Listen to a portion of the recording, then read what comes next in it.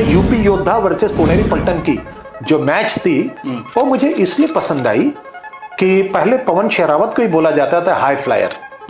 इससे पहले सीजन 2 या 3 में flying machine Surjeet Narwal Bengaluru Bulls से खेल फ्लाइंग मशीन बोला जाता था।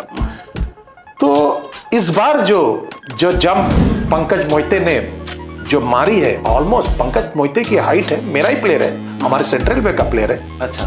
उसकी हाइट है 5'6", 5'8", 5'7" ऐसी होगी, लेकिन उसकी जो जंप थी ऑलमोस्ट अबव 5 फीट थी। तो कमाल की जंप थी। अभी तक के प्रो कबड्डी लीग के बारे में अगर एक ब्रीफ बता दे, कैसा चल रहा है, क्या अनुमान लग रहा है, कौन जीतेगा? देखिए, जीतने के बारे में हम अभी नहीं कर सकते क्योंकि ये सीजन 12 है। तो प्रो कबड्डी की शुरुआत ही हुई थी 29 तारीख को, पिछले 29 तारीख को, और आज हम 14 सितंबर में हैं। यानी जैसे कहते हैं ना, अभी अभी बच्चा जो गर्भ में आ गया है, पल रहा है, माँ का दूध मिलेगा और उसके बाद वो बड़ा होगा, और बड़ा होने के बाद जब 9 महीने कंप्लीट होंगे, जैसे पूरा जब फाइनल आएगा ना, तब तक अभी हम कुछ नहीं कर सकते हैं कि बच्चा 5 पाउंड का होगा कि या 2.5 पाउंड का होगा, हम अभी कुछ नहीं कर सकते हैं। लेकिन हाँ, इतनी बात है कि मैचेस बहुत अच्छी चल रही हैं, बहुत अच्छे तरह से लोग देख रहे हैं, और प्रो कबड्डी लीग और एकमात्र ऐसा स्पोर्ट्स है कबड्डी हमारा।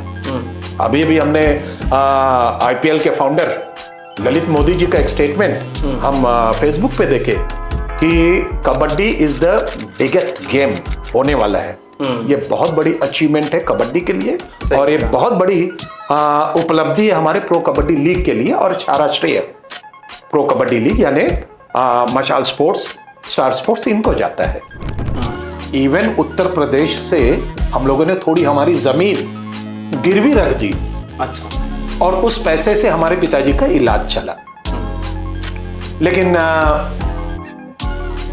डॉक्टर जवाब दे दिए कि ये कुछ दिनों के मेहमान हैं, और मेरे पिताजी का स्वर्गवास हो गया। और ऐसे समय में मेरी 4 बहनें, मैं और हमारी माताजी, हमारे तो खाने के वांदे हो गए। और पिताजी के चले जाने के बाद, या तो सब दिखाइए, एडिट मत करिएगा, मैं आपको कहूंगा जो मेरी बात है, ये मेरी स्टोरी है, या एडिट बिल्कुल मत करिए, इसको दिखाइएगा। जो आजकल बच्चे चाहते हैं कि हम कबड्डी में अपना करियर बनाएं, और कबड्डी में करियर बन सकता है, राणा तिवारी जैसा एग्जाम्पल उनको कोई कहीं भी नहीं मिलेगा। और सबसे बड़ा मैं सौभाग्यशाली हूं, इंडियन रेलवे का जैसे ही मैंने चार्ज लिया, तो आपको अचरज होगा जान के कि मेरे अंडर खेलने वाले कौन थे। अर्जुन अवार्डी राकेश कुमार, अर्जुन अवार्डी मंजीत छिल्लर, अच्छा, और इंडिया प्लेयर अपने धर्मराज चेरलातन, रविंदर पहल, ये सब मेरे फर्स्ट बैच जो मुझे मिली, इन लोगों को मुझे संभालना था। और धन्यवाद देना चाहिए प्रो कबड्डी लीग को, स्टार स्पोर्ट्स को, इतनी अच्छी तरह से कबड्डी घर घर में, कबड्डी जन जन में, और कबड्डी मन मन में पहुंचाने का काम स्टार स्पोर्ट्स ने किया है। हम कबड्डी परिवार के लोग हमेशा शुक्रगुजार रहेंगे, धन्यवाद देंगे, आभार प्रकट करेंगे इनका, यानी pro kabaddi league, star sports और मशाल स्पोर्ट्स, अनुपम गोस्वामी जो लीग कमिश्नर है, इनका हम बहुत बहुत आभार प्रकट करेंगे। नमस्कार दोस्तों, स्वागत है आपका द राइजिंग भारत पॉडकास्ट के एक नए एपिसोड में। आज के पॉडकास्ट में हमारे गेस्ट है मिस्टर राणा तिवारी जी, जो कि एक पूर्व कबड्डी खिलाड़ी, कोच और अभी कमेंटेटर है। इसके साथ ही उन्होंने रेलवे के लिए लगभग 40 साल से ज़्यादा की सेवा भी दी है। तो आज हम उनसे बातें करेंगे, उनके करियर, कबड्डी के करियर के बारे में, कोचिंग करियर के बारे में, रेलवे से जुड़ी कुछ उनकी यादें कि कैसे उन्होंने खेल और अपनी कोचिंग और कबड्डी को मेंटेन किया, और बहुत सारी चीज़ें प्रो कबड्डी लीग से जुड़ी हुई। तो मिलते हैं राणा तिवारी जी से। नमस्ते सर। बहुत बहुत नमस्ते। कैसे हैं सर आप? एकदम बढ़िया, बहुत ही कंफर्ट महसूस कर रहा हूं, और काफ़ी दिन के बाद मेरे ख्याल से मैं पहली बार पॉडकास्ट के माध्यम से हमारे कबड्डी के स्टूडेंट्स, हमारे जो सीनियर प्लेयर्स हैं, उनसे मैं रूबरू होने वाला है। ऐसा मुझे खुशी बहुत हो रही है, बहुत खुशी हो रही है। अच्छा लगा सर। नहीं, आप जैसे लोगों से मिलके बात करना हमारा हमेशा से ये रहता है, उद्देश्य रहता है। तो इससे पहले कि हम पॉडकास्ट में जाएं, आपके बारे में जाने, बहुत सारी चीज़ों पे डिस्कस करें, अभी तक के प्रो कबड्डी लीग के बारे में अगर एक ब्रीफ बता दें, कैसा चल रहा है, क्या अनुमान लग रहा है, कौन जीतेगा? देखिए, जीतने के बारे में हम अभी नहीं कर सकते क्योंकि ये सीजन 12 है। तो प्रो कबड्डी की शुरुआत ही हुई थी 29 तारीख को, पिछले 29 तारीख को, और आज हम 14 सितंबर में हैं।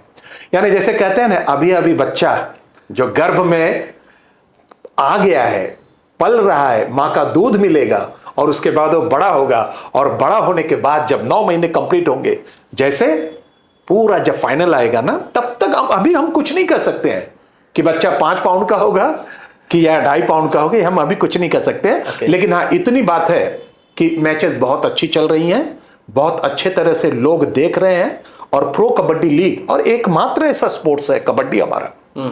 अभी अभी हमने आईपीएल के फाउंडर ललित मोदी जी का एक स्टेटमेंट हम फेसबुक पे देखे कि kabaddi is the biggest game होने वाला है। ये बहुत बड़ी अचीवमेंट है कबड्डी के लिए, और ये बहुत बड़ी उपलब्धि है हमारे प्रो कबड्डी लीग के लिए, और सारा श्रेय प्रो कबड्डी लीग यानी मशाल स्पोर्ट्स, स्टार स्पोर्ट्स, इनको जाता है। सही बात है। आपकी फेवरेट टीम कौन सी है सर? अभी तो मैं ये कहूंगा कि कभी मुझे लगता है कि यार जयपुर मुझे अच्छी लगती है। अच्छा। और कभी मैं देखता हूं तो नए नए जो यंग बच्चे हैं, पुनेरी पल्टन, और पुनेरी पल्टन्स की खासियत ही यही है, वो हमेशा इंपॉर्टेंस दिए हैं नए नए बच्चों को। और पुनेरी पल्टन के बारे में मैं आपके पॉडकास्ट के माध्यम से एक बताना चाहूंगा कि प्रो कबड्डी लीग की एकमात्र ऐसी पुनेरी पल्टन टीम है जो लीग के समय भी खेलते हुए दिखती है, और वही सेम खिलाड़ी उनके जो बाहर टूर्नामेंट होती रहती, ऑल इंडिया लेवल हो, स्टेट लेवल हो या डिस्ट्रिक्ट लेवल हो, वो मुंबई कबड्डी एसोसिएशन को वो अफिलेटेड है। अच्छा। तो उनका जो टीम है, ये बाकी लोगों का सफर प्रो कबड्डी लीग तक ही रहता है, लेकिन एकमात्र पुनेरी पल्टन जो कबड्डी टीम है वो बाहर की भी टूर्नामेंट खेलती रहती है। इसलिए आप देखिए, यूनाइट होकर खेलते हैं, और सभी खिलाड़ियों के हाइट की तरफ जाइए तो एक समान हाइट है, ज्यादा कोई इसमें बहुत टॉल भी नहीं है। हाँ, लेकिन एक है, टीम वर्क उनका बहुत अच्छा है। उसका रीजन यही है कि प्रो कबड्डी लीग में भी वही टीम खेलेगी, और प्रो कबड्डी लीग के बाद लीग खत्म हो जाती है, प्राइवेट टूर्नामेंट में भी district level, state level, all India invitation tournament, उसमें भी ये टीम खेलती है। तो ये टीम मुझे स्ट्रांग लग रही है, लास्ट टाइम भी लगी थी। ओके। तो सर, ये तो हो गई प्रो कबड्डी, थोड़ा सा हमने ग्राउंड सेटअप कर दिया कबड्डी के बारे में। आप अपने बारे में बताइए, आपका कबड्डी का इंट्रोडक्शन कैसे हुआ, कैसे आप कबड्डी से जुड़े, और फिर कैसा रहा जर्नी कबड्डी का? देखिए, ये कहते हैं ना कि हम लोग जो पर्टिकुलर, मैं जो कबड्डी खिलाड़ी बना, एक्सीडेंटली बना। ओके। और बचपन से मैं कबड्डी खेलता था। और पहले मैं बताना चाहूंगा, आपने मेरा इंट्रोडक्शन दिया कि राणा तिवारी ये पैदाइशी मुंबई का, महाराष्ट्र का, और जब हम कबड्डी खेलते थे तो सभी लोग शौकिया तौर पे ही खेलते थे, इवन मैं भी। अच्छा। लेकिन मैं जिस इलाके में था वो फिशरमैन लोगों का इलाका था, जो महाराष्ट्र की बोली में उसे कहते हैं कोली। अच्छा। मछुआरे, हिंदी में हम कहें तो मछुआरे। तो वहां पे हम देखते थे ये मछुआरों की जो टोली रहती थी, वहां उनका प्रभाव ज्यादा रहता था। उनके बच्चे कबड्डी खेलते थे, उनके पिता भी कबड्डी में रहते थे। अच्छा। तो लोग भी कबड्डी खेलते थे। उनको कबड्डी खेलते हुए देख के मैं राणा तिवारी, उत्तर भारतीय, जिसे अब सभी महाराष्ट्र के लोग उत्तम भारतीय बोलते हैं, उनके साथ मैंने कबड्डी की शुरुआत कर ली। और उसके बाद मैं स्कूल में गया, रिसेस में हम लोग कबड्डी खेला करते थे। यानी मेरा कबड्डी की शुरुआत ही स्कूल लेवल से, और बचपन से ही मेरी कबड्डी शुरुआत हो गई। ओके। तो कब आपको लगा कि नहीं प्रोफेशनली इसको परस्यू किया जा सकता है, और वहां पे क्या अड़चने आई? क्योंकि शौक के टाइम जब खेलते हो आप, एकदम शौक से खेलते हो, तो उस टाइम पे कोई प्रेशर नहीं होता है। लेकिन जैसे वो प्रोफेशन में जाता है, वो मेंटल एक प्रेशर आता है, बहुत सारी अड़चने आती हैं। तो वो क्या रहा, कैसा रहा? सर्वेश जी, हिंदी में एक कहावत है, मरता क्या नहीं करता, अच्छा। मरता क्या नहीं करता, डूबते को तिनके का सहारा। और मेरी एक जरूरत ऐसी होगी, मैं थोड़ा पीछे जाऊंगा, कि कबड्डी में मैं सीरियस कब हो गया। एक लेवल तो मैंने अपना ली थी, लेकिन उसके बाद क्या हो गया कि मेरे पिताजी की हालत अच्छी नहीं थी। हालत यानी तबीयत अच्छी नहीं थी, काफी दिनों तक वो बीमार चले। मुंबई जैसे शहर में हम लोग 4, मेरी बहनें और मैं अकेला, हम लोग सब लोग पढ़ रहे थे। और उस समय पिताजी मेरे एडमिट हो गए। और जैसे लोग तीर्थ यात्रा पे हर साल जाते हैं, उसी तरह से मेरे पिताजी का भी हॉस्पिटल आना जाना वो सब चालू ही था। तो आर्थिक हालात हमारे बहुत गड़बड़ा गए थे। इवन उत्तर प्रदेश से हम लोगों ने थोड़ी हमारी जमीन गिरवी रख दी। अच्छा। और उस पैसे से हमारे पिताजी का इलाज चला। लेकिन डॉक्टर जवाब दे दिए कि ये कुछ दिनों के मेहमान हैं, और मेरे पिताजी का स्वर्गवास हो गया। और ऐसे समय में मेरी 4 बहनें, मैं और हमारी माता जी, हमारे तो खाने के वांदे हो गए। और पिताजी के चले जाने के बाद, या आप सब दिखाइए, एडिट मत करिएगा, मैं आपको कहूंगा जो मेरी बात है, ये मेरी स्टोरी है, या एडिट बिल्कुल मत करिए, इसको दिखाइएगा। जो आजकल बच्चे चाहते हैं कि हम कबड्डी में अपना करियर बनाएं, और कबड्डी में करियर बन सकता है, राणा तिवारी जैसा एग्जाम्पल उनको कोई कहीं भी नहीं मिलेगा, खरीद के भी नहीं मिलेगा। हमने पिताजी के लाश के सामने मेरी मां को बिलखते हुए, रोते हुए देखा है। मेरी माता जी का कान का जो बाली रहती है सोने की, वो निकाल के हमारे पड़ोसी के हाथ में दिया गया है, और पड़ोसी ने ले जाके उसे बेचा या गिरवी रखा, वो मुझे मालूम नहीं है। लेकिन ऐसे समय में बाकी सब अंत विधि जो बोलते रहते हैं, रिचुअल्स रहते हैं, वो सब किया गया। हिंदू धर्म में हम लोग हैं, तेरही भी एक बहुत अहमियत रखता है एक रिचुअल में। तेरहवीं का बहुत, हाँ, तो तेरहवीं में भी आप जैसे सज्जन ने 25 किलो चावल दे दिया, हमारे जो कैमरामैन है राज भाई, इन्होंने गेहूं दे दिया, किसी ने सब्जी वगैरह दे दी। इस तरह से राणा प्रताप तिवारी के पिताजी की तेरही कंप्लीट हुई है। और ये मैं आज भी, मैं सचमुच वो दिन जब याद आते हैं ना, तो मैं सपने में भी जाग जाता हूं और भगवान को धन्यवाद देता हूं कि नहीं, मुझे कितनों को तो कुछ भी नहीं मिला, हमें तो बहुत कुछ मिल गया। तो ये बातें सर्वेश जी है। तो जैसे मैंने कहा ना कि मरता क्या नहीं करता, उसी समय कबड्डी की तो लय तो मैंने पकड़ ली थी। हमारे एक कोच थे, कोच नहीं बोल सकते, उन्हें हमारे गुरु समझ लीजिए कि नेबर ही थे। वो कबड्डी खेलते थे वोल्टास कंपनी से।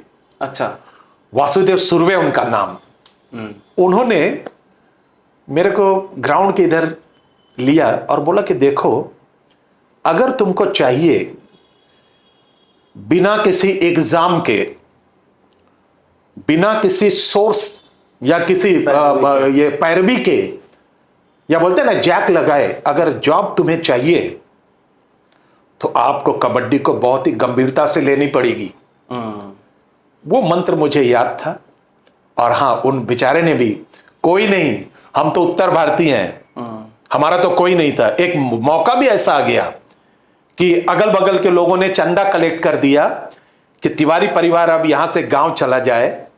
ये नौबत हमें लाई, मेरे ऊपर बीती है। और उस वासुदेव सुर्वे जी का जो गुरु मंत्र था कि बिना सोर्स, बिना जैक, बिना सिफारिश के अगर तुम्हें नौकरी चाहिए और जल्द से जल्द चाहिए, तुम्हें कबड्डी को बहुत गंभीरता से लेनी पड़ेगी। और मैंने एग्जैक्टली वैसे ही किया और ऊपर वाले ने साथ दे दिया। लेकिन मैं वासुदेव सुर्वे की बात इसलिए आपको कर रहा हूं कि देखिए ना, आजकल जो स्क्रिप्ट लिख के पिक्चरें बनती हैं, हीरो हीरोइन को स्क्रिप्ट दिया जाता है, तब जाके वो रीड आउट करेगा और आके फिर पर्दे के सामने या कैमरे के सामने वो पेश करते रहता है। लेकिन ऐसा ही काम मेरे मैचेस के दौरान वासुदेव सुरवे इन्होंने किया। वो क्या करते थे, आप जैसे सज्जन को मैच खत्म हो जाती थी, हम जीत जाते थे, जैसे मैं चेंजिंग रूम, तब चेंजिंग रूम वगैरह कुछ नहीं रहता था, कोई कोना पकड़ लिया जाता था, कोना पकड़ो चेंज करो, कोना पकड़ो चेंज करो बस और कुछ नहीं हुआ करता था। वहां पे आप जैसा सज्जन आता था, वो डमी रहता था।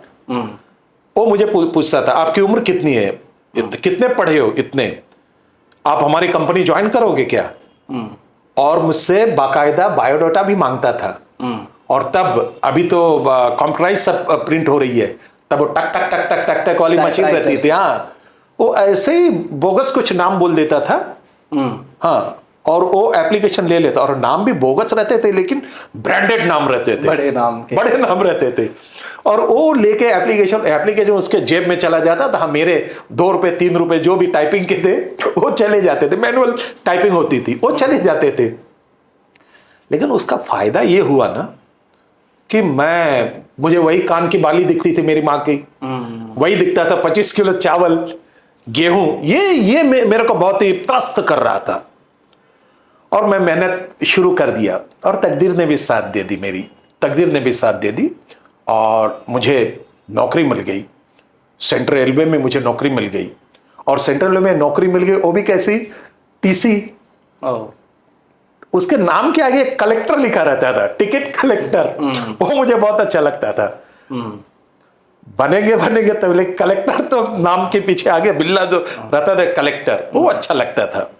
तो वहां मुझे नौकरी मिल गई, और वहां नौकरी मिलने के बाद मेरे खेल में भी बहुत ज्यादा इंप्रूवमेंट हुआ। एक वैसे भी आपने अभी मेरा नाम लिया राणा तिवारी, लेकिन मेरा पूरा नाम राणा प्रताप तिवारी है। तो ये नाम भी ऐसा था ना, अनयूजुअल नाम था, कॉमन नाम नहीं था, ये अलग टाइप का नाम था। तो वो सबके दिमाग में भी रहता था, जहन में रहता। हाँ, तो ये मेरे लिए थोड़ा मैं दुखी हो जाता, ये कौन सा नाम मुझे विचित्र दे दिया मेरे मम्मी डैडी ने, राणा प्रताप।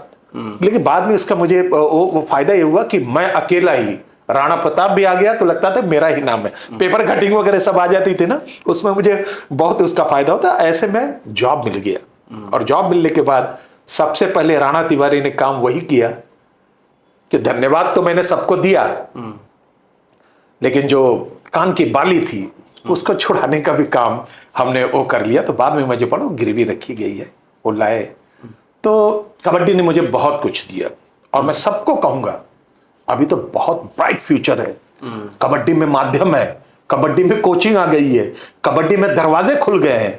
अभी तो लोगों को आना चाहिए। और लेकिन दुख की बात है, जैसे जैसे कबड्डी बड़ी हो रही है, खिलाड़ियों की संख्या कम होते जा रही है। सर, कुछ ऐसे स्पोर्ट्स हैं जहां पे कि लोग जाना चाहते हैं, भले सफलता का रेट कम है, बाकी सारी चीजें हैं, तो वहीं पे जाना जाता है। सो अगर देखा जाए, क्योंकि आपने जो बोला कि कबड्डी ने आपको बहुत कुछ दिया है, तो अगर एक रियल मायने में, एक सेंटेंस में आपको अपने लिए कबड्डी को डिफाइन करना हो तो कैसे बोलेंगे? रियल मायने में देखिए, कहते हैं ना, जैसे महात्मा गांधी जी, जब अंतिम वाक्य उनके मुंह से निकले थे, हे राम, बराबर ना? जैसे अभी हम लोग मिलते हैं, आप बोलते हो कि अरे तिवारी जी आपकी उम्र ऐसी लगती नहीं है, लेकिन एक न एक दिन सबको दुनिया छोड़ के जाना है। सही बात है। और उस दिन अगर उस वक्त मेरे मुख से कोई शब्द आएगा तो हे कबड्डी और जय कबड्डी, उसके अलावा कुछ आ ही नहीं सकता। ये मैं क्लियर कट बोलता हूं। सही है। बहुत सारी चीजें हुई होंगी जब आप खेल रहे थे, या जब कोचिंग के दौरान, और नौकरी और जब कोचिंग दोनों साथ में चला होगा, तो उसको कैसे मैनेज करते थे आप? या इजी था, डिफिकल्ट था, क्या था? नहीं, डिफिकल्ट बिल्कुल नहीं था। नौकरी में हमारे रेलवे में क्या है, रेलवे देखा जाए ना तो एक हब है, बहुत बड़ा हब है, डिफरेंट डिसिप्लिन्स में। और रेलवे के अधिकारी बहुत लाड़ यानी कहते हैं दुलार बहुत करते हैं खिलाड़ियों का। अच्छा। सम्मान बहुत करते हैं। और आपको ये बता दूं कि रेल में क्या होता है कि 8 घंटे की नौकरी, 8 घंटे की नौकरी में 4 घंटे का स्पोर्ट्स कंसेशन। ओके। हाँ, 4 घंटे का आपको स्पोर्ट्स कंसेशन। और नौकरी पे आने के बाद भी जो सबॉर्डिनेट थे, हमारे सहकर्मी थे, हमारे जो वरिष्ठ थे, वो लोग भी स्पोर्ट्स वालों को बहुत इज्जत देते थे और देते हैं, आज भी देते हैं। ऐसा नहीं कि राणा तिवारी को ही, वो देखने का नजरिया ही अलग रहता है। ऐसा हम लोग को कभी रेल में, तो मैं दावे के साथ कह सकता हूं, कभी किसी भी प्रकार की डिफिकल्टी किसी खिलाड़ी को आती नहीं। 4 घंटे का कंसेशन है। हाँ, ईमानदारी के साथ खेलिए, ईमानदारी के साथ खेलिए, ईमानदारी के साथ रिजल्ट दीजिए, और जिसके लिए आपको रिक्रूट किया गया है उसके प्रति आप वफादार रहिए, बहुत ईमानदार रहिए। ये हमारे साथ हुआ है, और हमारे सब लोग जितने भी अधिकारी हम लोग को बहुत सम्मान ही देते थे। मेरे समय स्वर्गीय अब्बास मुंतजर अर्जुन अवार्डी बास्केटबॉल के, वो हमारे ऑफिसर हुआ करते थे। आज वो इस दुनिया में नहीं है, उनकी याद हमें आती है। सब खिलाड़ियों को सम्मान देने का काम उन्होंने किया। उसके बाद पद्मश्री अर्जुन अवार्डी हॉकी की इंटरनेशनल खिलाड़ी एलाइजा नेल्सन, वो सीनियर स्पोर्ट्स ऑफिसर बनी, उन्होंने भी सबको संभाला। अच्छा। अभी अशोक शांडिल्या जी हैं, बिलियर्ड स्नूकर के अर्जुन अवार्डी हैं, वो भी सभी खिलाड़ियों को संभालते हैं। यानी एक समझ लीजिए कि नर्सरी है। सेंट्रल रेलवे बोलिए ना, वेरियस रेलवे, जितने भी जोनल रेलवेज हैं, सब लोग खिलाड़ियों को बहुत ज्यादा सुविधाएं देती है। आप देखिए ना, 4 घंटे अगर स्पोर्ट्स कंसेशन मिल जाए और आप ड्यूटी पे जाने के बाद आपके साथ जो काम करने वाले हैं, आपके सीनियर भी हैं, आपको देखते नहीं ये मेहनत करके आया है, तो वो उसमें भी आपको इजाफा मिल जाता था। तो ये बहुत बड़ी बात है, और मैं हमेशा शुक्रगुजार रहूंगा, हमेशा धन्यवाद दूंगा सेंट्रल रेलवे को। जैसे हम कहते हैं ना कि 15 अगस्त, 26 जनवरी या कोई भी ऐसा राष्ट्रीय पर्व आता है तो हम लोग कहते हैं ना कि भारत माता की जय। वैसे हम लोग भी, मेरे से भी पूछा जाए तो भारत माता की जय मैं तो बोलूंगा ही भारतीय होने के नाते, लेकिन मध्य रेल की भी जय, ऐसा मैं बोलूंगा। बहुत हम संतुष्ट हैं। 40 साल 8 महीने 16 दिन मैंने नौकरी की। अच्छा। आप सपने में भी मुझे ऐसे नींद में भी उठा दोगे ना, तो मैं कहूंगा कि 40 साल 8 महीने 16 दिन मैंने नौकरी की। और जब मेरा आखिरी दिन था 31 दिसंबर 2022, मैं हमारे रेलवे कॉलोनी में था, और मैं रिटायरमेंट के जो चेक्स वगैरह फॉर्मेलिटीज रहती है वो कंप्लीट करने के लिए गया। तो परेल रेलवे स्टेशन किधर रहता था, लेकिन जैसे ही सीढ़ी की जो पहली सीढ़ी थी उसको मैंने नमस्ते किया, नमस्कार किया, आभार प्रकट किया, और फिर उस सीढ़ी पे मेरा दाहिना कदम मैंने वहां पे रखा। इस तरह से मैं मेरे ऑफिस पहुंचा हूं।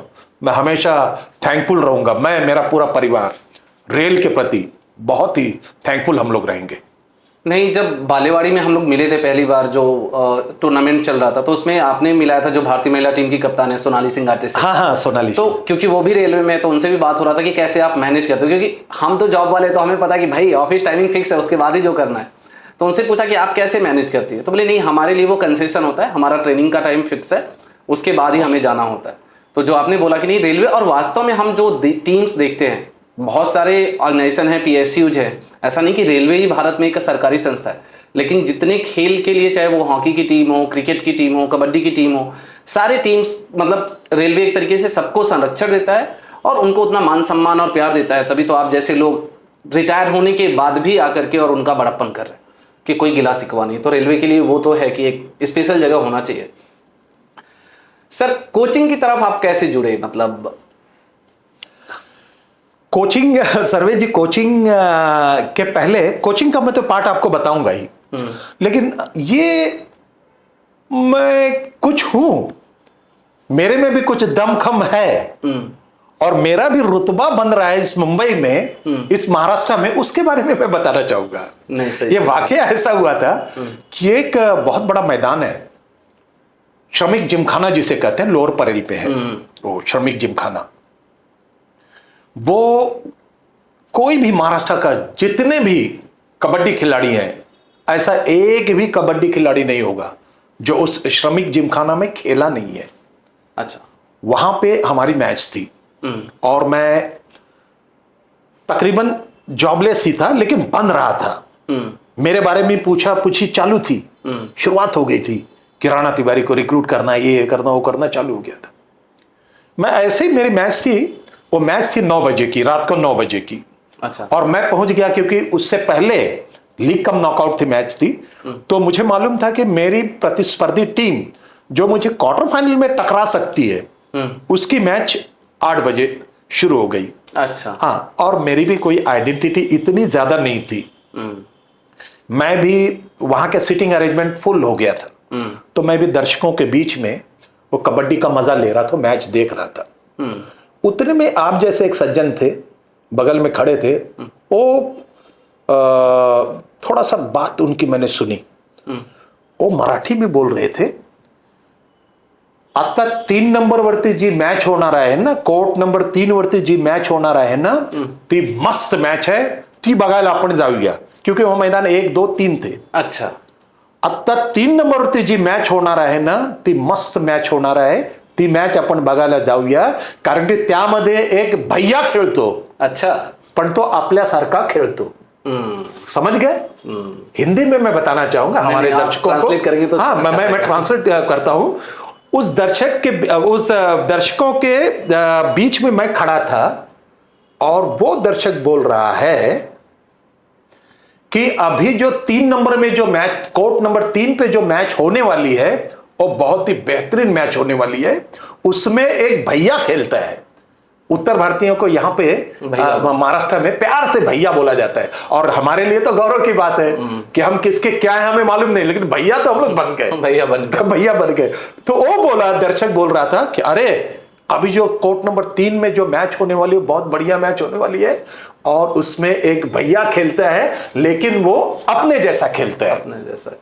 वो बात मेरे को लग गई और मैं समझ गया कि महाराष्ट्र ने मुझे एक्सेप्ट किया है और मुंबई ने मुझे मान लिया है। अब मैं रुकने वाला नहीं हूं। उस दिन की वो सर्टिफिकेट मुझे उस दर्शक के मुंह से मिल गई, और तब मैं बोला कि नहीं, मैं अब तो बनने ही वाला हूं, मुझे कोई रोक नहीं सकता है। ये ऐसा रहता है ना, कहीं ना कहीं मोटिवेट हो जाता है। वैसे मैं मोटिवेट उस तरह से हो गया था। और रही कोचिंग की बात, आप कोचिंग के बारे में बोल रहे थे। हर खिलाड़ी को अपना खेल खत्म करके अपने जूते बगल में रख देने ही है। जिसकी शुरुआत है उसका अंत भी होता है, कोई भी रहे। हर खेल का ये नियम है, शुरुआत है तो अंत भी है। तो उसी तरह से जब मेरा अंत हुआ, और मेरा अंत हुआ तो मेरे नी के प्रॉब्लम की वजह, लिगामेंट मेरा टेयर हो गया था, उसके वजह से हुआ। तो अब क्या किया जाए? तो कोचिंग के बारे में हमने ज्यादा सोचा नहीं था, लेकिन एक कीड़ा तो दिमाग में था, वो हमेशा गुदगुदी करता था, या बोलिए कि खुजली कर रहा था कि इस खेल से मुझे अलिप्त होना नहीं है, इस खेल से मुझे अलिप्त होना नहीं है, जुड़े रहना। हाँ, जुड़े रहना है। तो मुंबई डिस्ट्रिक्ट कबड्डी एसोसिएशन में मैं आ गया, और वहां से मुंबई डिस्ट्रिक्ट कबड्डी एसोसिएशन का एक नियम है, उनके जितने भी खिलाड़ी मेंबर्स बनते हैं उनको सब जूनियर, जूनियर, गर्ल्स, बॉयज या सीनियर टीम में कोच के रूप में भेजा जाता है। अच्छा। तो मुझे भेजा गया लातूर में। ये बात होगी 96 या 95 ऐसी बात होगी, तब मुझे लातूर में भेजा गया। तो वहां पे मैं कोचिंग करनी शुरुआत कर दी, और कोचिंग के बाद थोड़ा बोलने बिलने का मेरा ढंग अच्छा था, तो वो बच्चे भी सुनना शुरू कर दिए। कुछ लोग जो कोचेस, उनकी आवाज उनके तक नहीं पहुंचती थी, लेकिन मेरी आवाज जन जन तक पहुंच जाती थी। तो उसका मुझे बेनिफिट काफी मिला, और बच्चे सुनना शुरू कर दिए, और रिजल्ट भी अच्छा आया। और रिजल्ट आने के बाद फिर मैं लग गया कि कोचिंग कैंप्स वगैरह है, उसमें जाके बच्चों को ट्रेन करना, हमारे क्लब में जाके बच्चों के साथ खड़ा रहना, अन्य जगहों पे अगर हमें बुलाते हैं तो हम चले जाते हैं वहां पे। तो उस तरह से कोचिंग फील्ड में मेरी शुरुआत हो गई वहां पे। तो कुछ यादगार मैचेज बताइए, वो मिस हो गया अपने करियर के टाइम का, और फिर कोचिंग में जब आए तो वहां पे आपको कहाँ पे लगा कि नहीं अभी मैं एस्टेब्लिश कोच हो गया हूँ, लेकिन उससे पहले आप अपने करियर के कुछ मैचेज बताइए जहां पे आपको लगा हो कि यार दिल ही टूट गया आज तो, या ऐसा लगा हो कि नहीं बस यही दिन तो चाहिए था, यही दिन तो देखना था कबड्डी में। मैं बताऊंगा कि मेरे लिए सेंट्रल रेलवे के बारे में बोला जाए तो बहुत सारी यादें जुड़ी हैं। और मेरा जो क्लब वर्ली कोलीवाड़ा का अमर प्रेम, उससे भी बहुत यादें जुड़ी हुई हैं। और मैं खास करके बोथ साइड था, राइट कॉर्नर था और रेडर भी था। अच्छा। तो लेकिन बाद में ऐसा हुआ कि रेडिंग में मुझे ज़्यादा सफलता मिलती गई, तो मुझे राइट कॉर्नर से हटा दिया गया, आप रेडिंग डिपार्टमेंट संभाल लीजिए। अच्छा। हाँ, लेकिन ये नहीं था कि हमारा राइट कॉर्नर अगर आउट हो जाए तो मैं उस पोजीशन पे खड़ा नहीं होता था, बहुत अच्छी तरह से खड़ा हो जाता था। मेरी क्लब के लिए भी खेलते समय ने मेरे बहुत यादगार मैचेस हैं। जैसे एक मुंबई की बहुत ही खतरनाक टीम जिसे बोल सकते हैं, अपने आप को वेस्ट इंडीज वो खुद को मानते थे। उस जमाने में वेस्ट इंडीज की क्रिकेट की टीम, वेस्ट इंडीज की क्रिकेट की टीम बहुत ही धांसू टीम थी। यस। उसी तरह से वो एक क्लब था शिव शक्ति मुंबई की, वो अपने आप को कबड्डी में वेस्ट इंडीज ऐसा खुद को समझती थी। उनके साथ जब मैचेस हमारे होते थे, बहुत काटा, कोई रुकने का नाम ही नहीं लेता था। उनके पास सब 7 के साथ जो खेल रहे हैं तगड़े खिलाड़ी और सब प्रोफेशनल खिलाड़ी, महिंद्रा के, कोई बैंक के, ऐसे रहते थे। और मैं मेरे लोकल क्लब से खेलता था, नामचीन खिलाड़ी एकमात्र मैं रहता था। उन 7 को रोकने का काम रेड के थ्रू वो मेरा रहता था। तो वो सब मैचेस जो होते थे ना, मेरे लिए बहुत ही मजेदार होते थे, चैलेंजिंग होते थे। इतना हो जाता था कि मुझे मैच खेलने के पहले 1-2 बार पेशाब को जाना पड़ता था। ये सोचिए उस मैच का जो लेवल, प्रेशर कितना हाई वोल्टेज हो रहता था, चैलेंज एकदम। क्योंकि तब वेट रिस्ट्रिक्शन नहीं था। वहां पे सुनील डकरे हुआ करते थे, अबव 100 kg। उनके भाई नंदू डकरे होते थे, वो भी ऑलमोस्ट 98 kg के। उनके बाद दिलीप देवलकर हुआ करते थे, वो भी बॉडी बिल्डिंग भी करते थे, बहुत खूबसूरत बॉडी उनकी रहती थी। इन लोगों के साथ खेलना, इन लोगों के साथ जीत हासिल करना, ये बहुत मुश्किल काम होता था। वो याद है मेरे लिए, बहुत ही यादगार मुकाबले उनके साथ होते थे।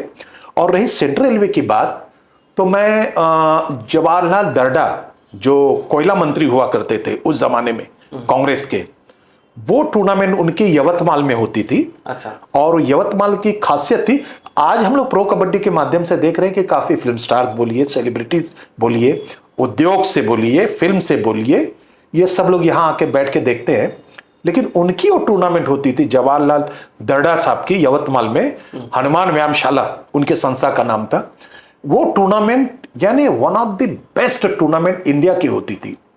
उसकी खासियत सर्वेश जी ये होती थी कि जितने दर्शक अंदर हैं उससे कहीं ज्यादा बाहर वेटिंग में है, और सब अगल बगल के छतों पे खड़े होके वो देखते थे। और उस टूर्नामेंट में फिल्म स्टार आया करते थे।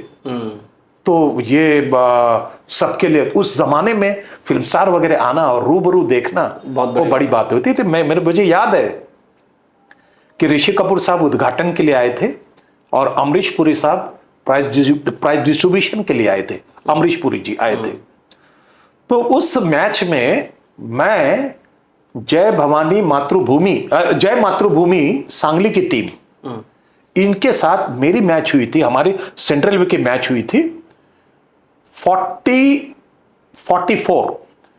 जय मातृभूमि सांगली 44 और सेंट्रल रेलवे 40। ये इतनी लंबी मैच चली गई थी हमारी, और पूरा स्टेडियम सब हमारी मैच देख रहा है। लहूलुहान हो गए थे, यानी मेरा नी में जख्म हो गया था, और यहाँ पे मेरे जो हाफ पैंट थी कॉटन की हम लोग डालते थे, वो फट गई थी। मेरे को दूसरे का जो निक्कर रहता है ना, शॉर्ट, वो पहनना पड़ा था। ये इतनी बड़ी मैच हुई और उसमें मेरा गेम इतना अच्छा हुआ, 7 वर्सेस 1 राणा तिवारी। और उसमें खेलने वाले कौन? अर्जुन अवार्डी राजू भावसार, छत्रपति अवार्डी अपने गणेश शेट्टी, किरण भोसेकर, ये सब लोग धुरंधर ये लोग थे। और उसमें मेरा जो, हम लोग हारे 44-40 से हम लोग हार गए, लेकिन उस टूर्नामेंट का बेस्ट रेडर मुझे मिला। और आप देखिए कि हमेशा जब हम लोग प्राइज देखते हैं ना, final first place, second place या ज्यादा ब्रॉन्ज मेडलिस्ट, इन्हीं में ही ये बेस्ट रेडर वगैरह जाता है। और उसमें मेरे को बेस्ट रेडर मिला था उस टूर्नामेंट में। और क्या मिला था? Black and white Dyanora TV. अरे वाह। और अमरीश पुरी जी के हाथ से मिला था। अरे वाह। मैं बोल रहा हूं ना कि वो लेने के बाद खुशी देखिए कैसी होती है। और वो भी छोटा टीवी, हाँ बहुत छोटा। हाँ, उस टाइम पे तो हाँ 18 इंच वो टीवी, लेकिन उसका जो बॉक्स रहता है वो बड़ा हो जाता है।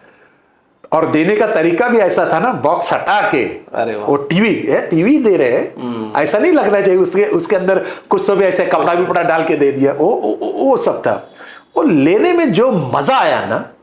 और सबसे पहले मैंने काम किया, इतनी बड़ी एसटीडी के लिए लाइन हुआ करती थी, वहां से मेरा बमुश्किल नंबर आया और मैंने केयर ऑफ, मेरा घर में भी फोन नहीं था तभी, और हमने उस पे बोला कि बोल देना कि मेरे को टीवी मिला है, मैं टीवी लेके आ रहा हूं। वो एक अलग मैच। और इंडियन रेलवे के लिए हम लोगों ने हरिद्वार फेडरेशन कप में एक टूर्नामेंट खेली थी। फाइनल में हम लोग महाराष्ट्र के साथ, सॉरी सेमीफाइनल में हम लोग महाराष्ट्र के साथ, और मैं अकेला बच गया था। महाराष्ट्र की पूरी टीम है और हमारे 6 आउट हो गए थे, मेरी रेड आ गई थी। और वहां हमारे ऊपर ऑल आउट यानी लोना पहले हम लोग बोलते थे, अगर आ जाता तो हमारी इंडियन रेलवे हार जाती थी। अच्छा। हाँ, तो मैं राइट से रेड करता था। गजानन भोईटे जो महाराष्ट्र के राइट कवर थे, उनको मैंने आउट कर दिया और रिवाइव हुआ राजरत्नम। और राजरत्नम और हम दोनों ने 2 में टैकल कर लिया। उसके बाद हमारा अच्छा रेडर आया, उसने 2 पॉइंट ले लिए। ऑल आउट हमने महाराष्ट्र के ऊपर दे दिया। अरे वाह। और महाराष्ट्र सेमीफाइनल में हार गई। और दिल्ली के साथ हम लोग, तीरथ राज बहुत बढ़िया प्लेयर खेला करता था उसमें, और दिल्ली के साथ हम लोग फाइनल में भी जीत गए। ये जैसे मेरा लोकल क्लब अमर प्रेम versus Shiv Shakti. Central railway के लिए यादगार मैच सेंट्रल रेलवे वर्सेस जय मातृभूमि सांगली यवतमाल की। और हरिद्वार फेडरेशन कप में हमारी सेमीफाइनल के match Maharashtra versus Indian railway. ये बहुत ही संस्मरणीय है, कभी नहीं भूलूंगा मैं। ये तो हो गया आपका एज ए प्लेयर वाले जो यादगार मैचेज है। जैसा मैंने कोचिंग में पूछा था सर, जो दूसरा पार्ट था क्वेश्चन का, कि कोचिंग में कब आपको लगा कि नहीं अभी आप एक मजे हुए कोच हो गए हो, और एक जो कोचिंग में रुतबा जो एक एज ए प्लेयर वाला रुतबा था वो कोचिंग में भी रुतबा बनने लगा था, वो कब? सेंट्रल रेलवे को मैंने कोचिंग स्टार्ट कर दी। उसके बाद मुझे ऑफर आया इंडियन रेलवे से। अच्छा। हाँ, वहां जाने के बाद मुझे प्रोफेशनल प्लेयर्स वगैरह मिलने लग गए। और प्रोफेशनल प्लेयर्स लोगों को मैंने खेलते हुए देख लिया था। और सबसे बड़ा मैं सौभाग्यशाली हूं, इंडियन रेलवे का जैसे ही मैंने चार्ज लिया, तुम आपको अचरज होगा जान के कि मेरे अंडर खेलने वाले कौन थे। अर्जुन अवार्डी राकेश कुमार, अर्जुन अवार्डी मंजीत छिल्लर, अच्छा। और इंडिया प्लेयर अपने धर्मराज चिरलातन, रविंदर पहल, ये सब मेरे फर्स्ट बैच जो मुझे मिली, इन लोगों को मुझे संभालना था। अरे वाह। और मैं सौभाग्यशाली हूं। मैं फिर बोला कि एक गॉड गिफ्टेड है, कुछ बातें जो मैं बोलता हूं ना वो लोगों के दिमाग तक पहुंचती है, और वही मुझे फायदा मिलते गया। और रिजल्ट जैसे जैसे आना शुरू हो गया तो मैं समझा नहीं यार, मैं तो परफेक्ट बन जाऊंगा। तब मुझे लगा कि मैं कोचिंग भी बहुत अच्छी तरह कर सकता हूं। नहीं, सही बात है, क्योंकि स्टार्टिंग में जब सीजन स्टार्ट हुआ था अराउंड 14-15, जब पीकेएल स्टार्ट हुआ था प्रो 2014 में, तो उस टाइम पे यही सब प्लेयर तो थे। मंजीत चिल्लर पुणे के कैप्टन हुए, पुनेरी पल्टन के कैप्टन होते थे। रविंदर पहल उस टाइम शायद दिल्ली से खेलते थे। सो वो सब प्लेयर, क्योंकि अब थोड़ा कबड्डी हो गया, क्योंकि अब थोड़ा सा प्रोफेशनल ये हो गया तो नहीं देख पा रहे हैं, बट नहीं तो कबड्डी हम लोग तो उन्हीं लोगों की वजह से देखते थे। सो कोचिंग भी हो गई, फिर कमेंट्री की तरफ कैसे जुड़े आप? कमेंट्री के लिए देखिए, ये श्रेय जाता है हमारे स्वर्गीय शंकरराव जी सालवी साहब को, जो हमारे महाराष्ट्र कबड्डी एसोसिएशन के जनरल सेक्रेटरी थे, तब स्वर्गीय हैं वो उनका बैकग्राउंड था कि वो बहुत अच्छा बात करते थे। और जब उन्होंने मुझे सुना कुछ बताते हुए, या कोचिंग कैंप वगैरह में, या कुछ फंक्शन में, छोटे मोटे फंक्शन में मुझे सुना उन्होंने, तो उनके जैसी हस्ती उन्होंने मुझे सिलेक्ट किया कि तिवारी तुम्हें यह भी काम करना पड़ेगा, एंकरिंग भी करनी पड़ेगी। तो वो जब इतनी बड़ी व्यक्ति, जिनको साने गुरुजी के द्वारा उत्कृष्ट वक्ता के रूप में इनाम मिला है महाराष्ट्र लेवल पे। अच्छा। और इतने अच्छे बोलने वाले, यानी कहिए ना, उनकी जबान इतनी मीठी और इतनी यानी सच बोलने वाले व्यक्तियों में से एक व्यक्ति थी। और उन्होंने मुझे इस फील्ड में लाया। और सबसे पहले उन्होंने 1995 में मुझे फेडरेशन कप भी थी चिपलुन में, वहां पे उन्होंने बिठा दिया, बोला कि आपको एंकरिंग करनी है। मैं तो बहुत ही एकदम डर गया, पैनिक में आ गया। इतना बड़ा माहौल, इतनी बड़ी ऑडियंस के सामने मुझे बोलना है। और उन्होंने मुझे कहा, तू बोल सकता है, तू बोलो शक्तोस, यानी तुम बोल सकते हो। उन्होंने ढांढस दिया और इतना बोलना मेरे लिए बहुत काफी था। और मैंने धीरे से शुरुआत की और लोगों ने मुझे स्वीकार कर लिया। नहीं, सही है सर। जो मेजर अचीवमेंट्स हो, इससे पहले कि हम अगले सेक्शन पे जाए, जो आपका एज ए प्लेयर रहा हो, आपने जो मेडल्स जीते हैं, क्योंकि बहुत बड़ा लिस्ट था तो मैं उसको कितना भी याद कर लूँ या देख के पढ़ो अच्छा नहीं लगेगा। और कोचिंग के टाइम पे भी आपने 4 गोल्ड जीतने में भूमिका निभाई टीम के साथ, तो अगर उसका एक लिस्ट बता देंगे तो थोड़ा सा ये बेटर होगा। सर्वेश जी, मैं बतौर कोच, मेरा जो अनुभव टीम के साथ और कोचिंग का रहा, मैं ये जानता हूं कि जिस टीम की सब्स्टिट्यूट बेंच तगड़ी हो, यानी फुलफिल कर जो बैठे 5, अभी तो 14 खिलाड़ी कर दिए गए हैं नेशनल में, और जो पहले 12 रहते थे, 7 खेलते थे, 5 बाहर बैठते थे, सब्स्टिट्यूट बेंच हुआ करता था। वो तगड़ा रहता है ना, तब खिलाड़ी भी जो फर्स्ट 7 जो खेलते रहते जिम्मेदार बनते हैं। और उनको मालूम है सर्वेश का परफॉर्मेंस जरा भी डाउन हुआ तो सब्स्टिट्यूट जो बैठा है उसके पोजीशन पे वो इमीडिएटली अंदर आ जाएगा। हमारे इंडियन रेलवे की सब्स्टिट्यूट बेंच देखिए ना, रोहित गुलिया सब्स्टिट्यूट बैठता था, श्रीकांत यादव सब्स्टिट्यूट बैठता था, इवन ये पवन शेरावत की हम लोग बात करते तो एक समय था कि पवन शेरावत भी सब्स्टिट्यूट बैठा करता था। इतने अच्छे अच्छे प्लेयर, रवि, विकास कंडोला, ये लोग भी काफी दिनों तक सब्स्टिट्यूट बेंच पे बैठे। तो जिस टीम की सब्स्टिट्यूट बेंच स्ट्रांग हो, वो टीम के आसार बहुत ज्यादा हो जाते हैं चैंपियनशिप के। और हम लोगों ने एक बार नहीं, 2019 से लेकर 2022 तक हम लोग कंटिन्यूअसली चैंपियन रहे नेशनल के। अच्छा। ये अच्छी टीम की वजह से सुनील कुमार का आना, परवेश का रहना, पवन, पहले पवन नहीं था, नॉर्मल खिलाड़ी था, उसका भी स्ट्रांग बन जाना, ये हमारे लिए बहुत बड़ी बात थी। कोचिंग के बारे में मैं एक बताता हूं कि प्रो कबड्डी लीग आप देखते हैं, उसमें क्या हो रहता है कि सब रेडीमेड मटेरियल को अपने अपने टीम में इंक्लूड करते हैं। लेकिन दिक्कत कहां होती है, जब ग्रास रूट से बच्चों को ट्रेंड करना रहता है। पवन शेरावत है, राइट रेडर है, वो राइट से ही रेड करेगा। कितना भी आप सिर पटक लीजिए, पवन लेफ्ट से रेड नहीं करेगा। तो ये सब रहते हैं, रेडीमेड मिलते हैं, उनको मालूम है कि हमें ये चाहिए, ये चाहिए, ये चाहिए। हम लोगों ने टीम बना ली थी। लेकिन जो grass root, junior, sub junior बच्चे जो रहते हैं ना, इनको तैयार करना बहुत डिफिकल्ट रहता है, बहुत डिफिकल्ट रहता है। और अभी तो ठीक है, यूट्यूब वगैरह देख लेते हैं और काफी मैचेस वगैरह देखने को मिल जाते हैं, तो प्लेयर बनने लग गए हैं। लेकिन हाँ, एक है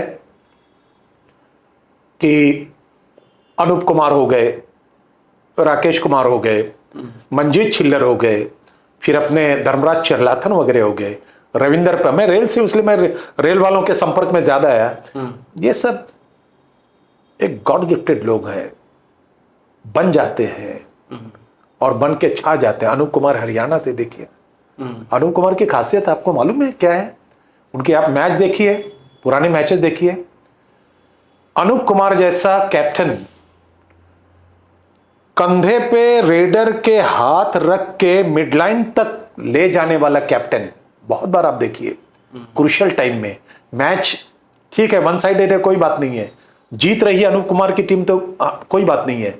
लेकिन जब मुश्किल घड़ी हो जाती है, तब अपनी भी रेड रोक के अनूप कुमार दूसरे रेडर जो चल रहा है उसको चलाने के लिए, उसको गति देने के लिए वो मिडलाइन तक उसको लेके जाता था, तब तक समझाता था। और उसके बाद जब इनका दूसरा रेडर नंबर 2 रेड कर रहा है और जिससे पॉइंट अर्जित करने हैं टीम को, जब इनका रेडर रेड कर रहा है तो उस रेडर को समझाता है, वो देखता नहीं है कि रेड क्या कर रहा है, क्योंकि आप देख रहे हैं फर्स्ट रेड सेकंड रेड, इसमें ज्यादा कोई रिस्क नहीं लेता है। सही बात है। तो तीसरी रेड के लिए अनूप कुमार तैयार करता था, और अनूप कुमार की खासियत यही थी कि अपने रेडर को मिड लाइन तक पहुंचा देता था, और वैसा ही रेडर काम भी करता था। ये खासियत है।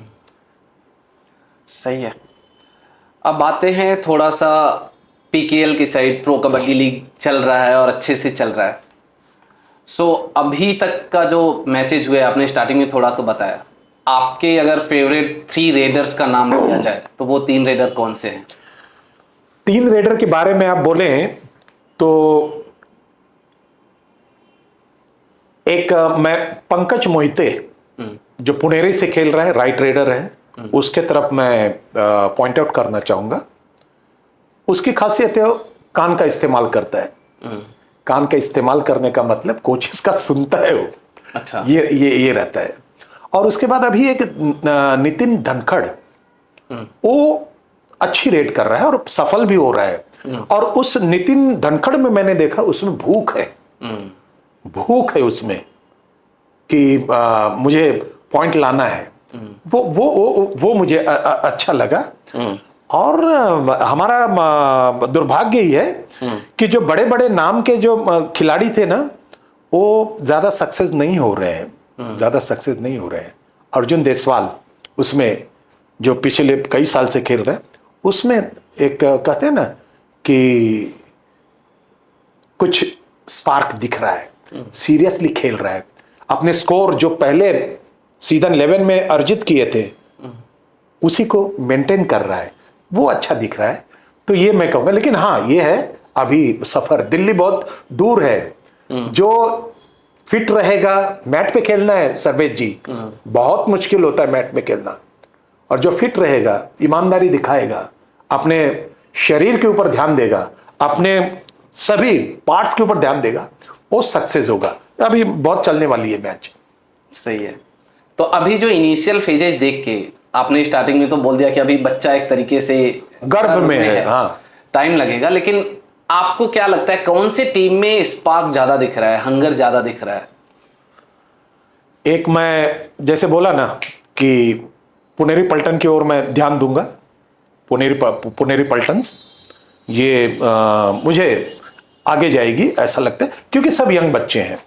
यंग बच्चे, ये आगे जा सकती है, जाएगी मैं नहीं बोलूंगा, क्योंकि ये इतने दिन तक मैचेस खेलना बहुत मुश्किल का काम है, और रिजल्ट हमेशा देखिए उल्टा आता जाएगा। आप देखिए ना, ये अच्छे प्लेयर्स हैं जो आज बैठे हुए हैं। सर्वेश जी, आप देखिए प्रो कबड्डी लीग की हमारी जो 12 टीमें हैं बराबर, आप टॉप 12 रेडर 12 राइट कॉर्नर बता दीजिए, आपको नहीं मिलेंगे। टॉप 12 लेफ्ट कॉर्नर बता दीजिए, या लेफ्ट कवर राइट कवर बता दीजिए, आपको नहीं मिलेंगे, नहीं देखने को मिलेंगे। और बाकी सब प्लेयर्स हैं ना, अपने उम्र के हिसाब से, कुछ इंजरी की वजह से ये लोग पीछे हटते जा रहे हैं और गेम थोड़ा डाउन होते जा रहा है। लेकिन फिर भी उम्मीद हम रखेंगे नए बच्चों से उम्मीद रखेंगे, और अच्छा खेल रहे हैं। और धन्यवाद देना चाहिए प्रो कबड्डी लीग को, स्टार स्पोर्ट्स को, इतनी अच्छी तरह से कबड्डी घर घर में, कबड्डी जन जन में, और कबड्डी मन मन में पहुंचाने का काम स्टार स्पोर्ट्स ने किया है। हम कबड्डी परिवार के लोग हमेशा शुक्रगुजार रहेंगे, धन्यवाद देंगे, आभार प्रकट करेंगे इनका, यानी pro kabaddi league, star sports और मशाल स्पोर्ट्स, अनुपम गोस्वामी जो लीग कमिश्नर है, इनका हम बहुत बहुत आभार प्रकट करेंगे। सही बात है। सर, जो कुछ नए नियम्स आए हैं गोल्डन रेड और सुपर टैकल जैसे, तो इसका एक बार थोड़ा सा डिटेल में थोड़ा बता दें, और इसका क्या असर पड़ रहा है टूर्नामेंट पे, और इसके जो ग्रास रूट पे जो प्लेयर्स हैं उनके लिए क्या असर पड़ने वाला, पॉजिटिव है, निगेटिव है, क्या है? नहीं, अगर पॉजिटिव वे से लें तो पॉजिटिव ही है, निगेटिव वे से लें तो निगेटिव है। इसमें क्या होता है कि पहले क्या होता था कि मैच अगर ड्रॉ होती थी, इक्वल हो जाती थी तो दोनों ही टीमों को पॉइंट्स दे दिए जाते थे। अभी इस साल से इन्होंने क्या किया है कि मैच ड्रॉ होते ही 5-5 रेट में फैसला एनी हाउ होना ही है। इसमें क्या है, स्ट्रगल बढ़ गया है, देखने वालों को अच्छा दिख रहा है। अच्छा, देखने वालों को अच्छा दिख रहा है, कुछ हो रहा है, कुछ हो रहा है, तो वो मजा भी आ रहा है। लेकिन जो खेल रहे हैं उनको मालूम है। बतौर मैं खिलाड़ी यही कहूंगा कि इंजरी के चांसेस बहुत ज्यादा हैं, लेकिन जो फिट है वही हिट है। अगर आपको खेलना है, आपको सरवाइव होना है, आपको पैसा कमाना है, आपको नाम कमाना है, तो फिट रहिए और इस रूल को भी आप एक्सेप्ट कर लीजिए, स्वीकार कर लीजिए, कोई हर्ज नहीं है। सही है। आपने इतने दिनों तक खेला भी है, कबड्डी कोचिंग भी की है। अगर आपको आज की प्रो कबड्डी लीग की जो 12 टीमें हैं उसमें से किसी एक टीम को चुनना हो फॉर कोचिंग कि आप उनको कोच करें, तो कौन सी टीम को चुनेंगे? बिना बोले, बिना सोचे, बिना समझे मैं बोलूंगा U Mumba. Okay, U Mumba. Reason क्या है सर? रीजन, अरे हम गर्व से कहो हम मुंबई वाले हैं। अच्छा। और गर्व से कहो हम कबड्डी वाले हैं। और मुंबई की कबड्डी एक नंबर की कबड्डी होती है, हर मामले में कबड्डी एक नंबर होती है। तो मेरी पहली चॉइस है। हाँ, ऐसा नहीं कि मैंने कोशिश नहीं की, कोशिश की। अच्छा। हमारे प्रो, लेकिन सब उनके जो क्या मैनेजमेंट है, उनकी इच्छा हो कि बुलाया जाए ना बुलाया जाए वो दूसरी बात है। लेकिन हाँ, मैं हमेशा पहला मेरा चॉइस यू मुंबा रहेगा। सही है। अगर वहां पे कुछ चेंजेस आपको लगता है, कोई प्लेयर ऐसा जहां पे कि आप जैसे लोग अगर रहे ध्यान दे तो और भी बेहतर हो सकता है? क्यों नहीं? प्लेयर देखिए, मैं फिर दोहरा रहा हूं कि सब रेडीमेड आए हैं। ये भी बात। हाँ, यही है। कोच को क्या चाहिए कि अपनी बातें, अपनी अचीवमेंट, हमने जो भविष्य में किया उसी का रिकॉर्ड न गुनगुनाए। अभी जो चल रहा है उसके बारे में बोले, अभी जो दिख रहा है उसके बारे में बोले। नहीं तो कोचेस क्या चाहते हैं, मैं ऐसा किया था, फिर अपनी मैचेस बताना शुरू कर देंगे। मैं फला टाइम में ऐसा खेला था, तो उस बात में ऐसा, ये मत, अभी जो चल रहा है उसके बारे में बोलो यार। उसके हिसाब से। अरे यार, पहले मिट्टी पे क्ले कोर्ट पे मैचेस होते थे। क्ले कोर्ट पे मैच खेलना काफी हद तक आसान रहता है, क्योंकि वहां पे सर्वेश जी एक्शन पे रिएक्शन मिलता है, और मैट जस्ट लाइक स्पंज है, उसमें एक्शन पे रिएक्शन कुछ सेकंड के बाद मिलता है। उसमें इंजरी के चांसेस, नी लिगामेंट वगैरह फटने के चांसेस बहुत ज्यादा रहते हैं। तो बस कोचेस को यही चाहिए कि आप कोच भी बनिए और साथ में आप उसके गार्डियन भी बनिए, संरक्षक बनिए। खिलाड़ी अपने आप अच्छा परफॉर्मेंस दे देगा, बहुत अच्छा, क्योंकि हम तो चुन के लेते हैं ना। हमें टीम बनानी नहीं है, हमें प्लेयर खरीद के टीम बनानी है। हमें टीम ऐसे थोड़ी, गांव में मैं वहां रहता हूं, मेरे चलो सर्वेश भाई आप खेलोगे क्या, राज भाई आप खेलोगे क्या, चलो ये करके ये नहीं करनी है ना। हमें मालूम है किस कोने में कौन है, किसको हमें चुनना है, क्योंकि हमारे पास पैसा है ना, उस पैसे को हमें खर्च करना है। खर्च करिए, खिलाड़ी लीजिए। हाँ, लेकिन कोच के साथ आपकी जिम्मेदारी ये भी बनती है, आप उसके गार्डियन बनिए। जैसे हम कबड्डी खेलने को जाते हैं ना, जीत के आने के बाद पिताजी को दिखाने का जो आनंद मिलता है, वैसे हर खिलाड़ी को लगना चाहिए कि मेरे जीत के बाद शाबाश बच्चा बोलने वाला वो कोच रहेगा। सही बात है। ये हमेशा ये चेंज होना चाहिए। लेकिन करते भी होंगे, मैं नहीं करता। ये बिहाइंड द स्क्रीन है, वो कैंप में क्या करते हैं मालूम नहीं। मैं किसी को दोष नहीं देना चाहता, मेरे मन की इच्छा बताता हूँ। कोच कम गार्डियन, पेरेंट, उसके संरक्षक आप बनिए, प्लेयर्स बहुत अच्छा रिजल्ट देंगे। सही बात है। अभी तक का इस सीजन का सबसे अच्छा मैच आपके हिसाब से कौन सा रहा? मैचेस तो बहुत अच्छे रहे, लेकिन मैचेस में यूपी योद्धा वर्सेस पुनेरी पलटन की जो मैच थी वो मुझे इसलिए पसंद आई कि पहले पवन शेरावत को ही बोला जाता था हाई फ्लायर। इससे पहले सीजन 2 या 3 में flying machine Surjeet Narwal Bengaluru Bull से खेल फ्लाइंग मशीन बोला जाता था। तो इस बार जो जंप पंकज मोहिते ने जो मारी है, ऑलमोस्ट पंकज मोहिते की हाइट है, मेरा ही प्लेयर है, हमारे सेंट्रल वे का प्लेयर है। अच्छा। उसकी हाइट है 5'6", 5'8", 5'7" ऐसी होगी, लेकिन उसकी जो जंप थी ऑलमोस्ट अबव 5 फीट थी, तो कमाल की जंप थी। वो मुझे वो बहुत अच्छी लगी देखने को। और मैचेस बहुत अच्छे हो रहे हैं, लोग बहुत अच्छा पसंद भी कर रहे हैं। सो ये जो टूर्नामेंट होता है पीकेएल जैसे आईपीएल में तो हमें दिखता है, बोली लगती है या जो भी है। अब क्योंकि आप इतने करीब से जुड़े हैं, मतलब क्रिकेट से कभी वैसा कोई मिला नहीं, तो ये जो स्काउटिंग होती है कि बोली तो लगती है, वो प्लेयर्स का पूल आ जाता है, बट वो प्लेयर्स को फॉलो जो पीछे किया जाता है कि कौन कहाँ पे खेल रहा है, क्या परफॉर्मेंस है, क्या टैक्टिक्स है, क्या फिटनेस है, वो कैसे होता है, पीछे कैसे चलता है, कितने टाइम में वो जाकर के फाइनल होता है कि जब आप बैठ रहे हो वहाँ पे, जब ऑक्शन चल रहा है तो आपने पहले से लिस्ट बना लिया कि भाई ये मेरे पूल हैं, इनमें से मुझे प्लेयर्स के पीछे जाना है, तो वो कैसे होता है सर? सर्वे जी, मैं एक बात बताऊं, जब सीजन 1 शुरू हुआ ना, तो इनके जो सीईओ या मैनेजमेंट वाले थे ना, इनको ज्यादा प्लेयर्स कैसे लेना, कैसे पसंद करना, ये आइडिया नहीं था। काफी अनभिज्ञ थे ये लोग, डिपेंड करते थे एक्सपर्ट लोगों के ऊपर। वो जाके उस इलाके में जाते थे, उस कंपनी में जाते थे, पूछते थे ये हमें प्लेयर चाहिए, ये चाहिए, ये चाहिए, बुलाया जाता था। लेकिन जैसे जैसे कबड्डी आगे आगे बढ़ती गई ना, ये लोग भी अब दूसरों के ऊपर डिपेंड नहीं है। मैं बोलूंगा आप सर्वेश को लेंगे, ऐसा नहीं है। मैं बोलूंगा आप श्रीकांत जाधव को लेंगे, ऐसा नहीं है।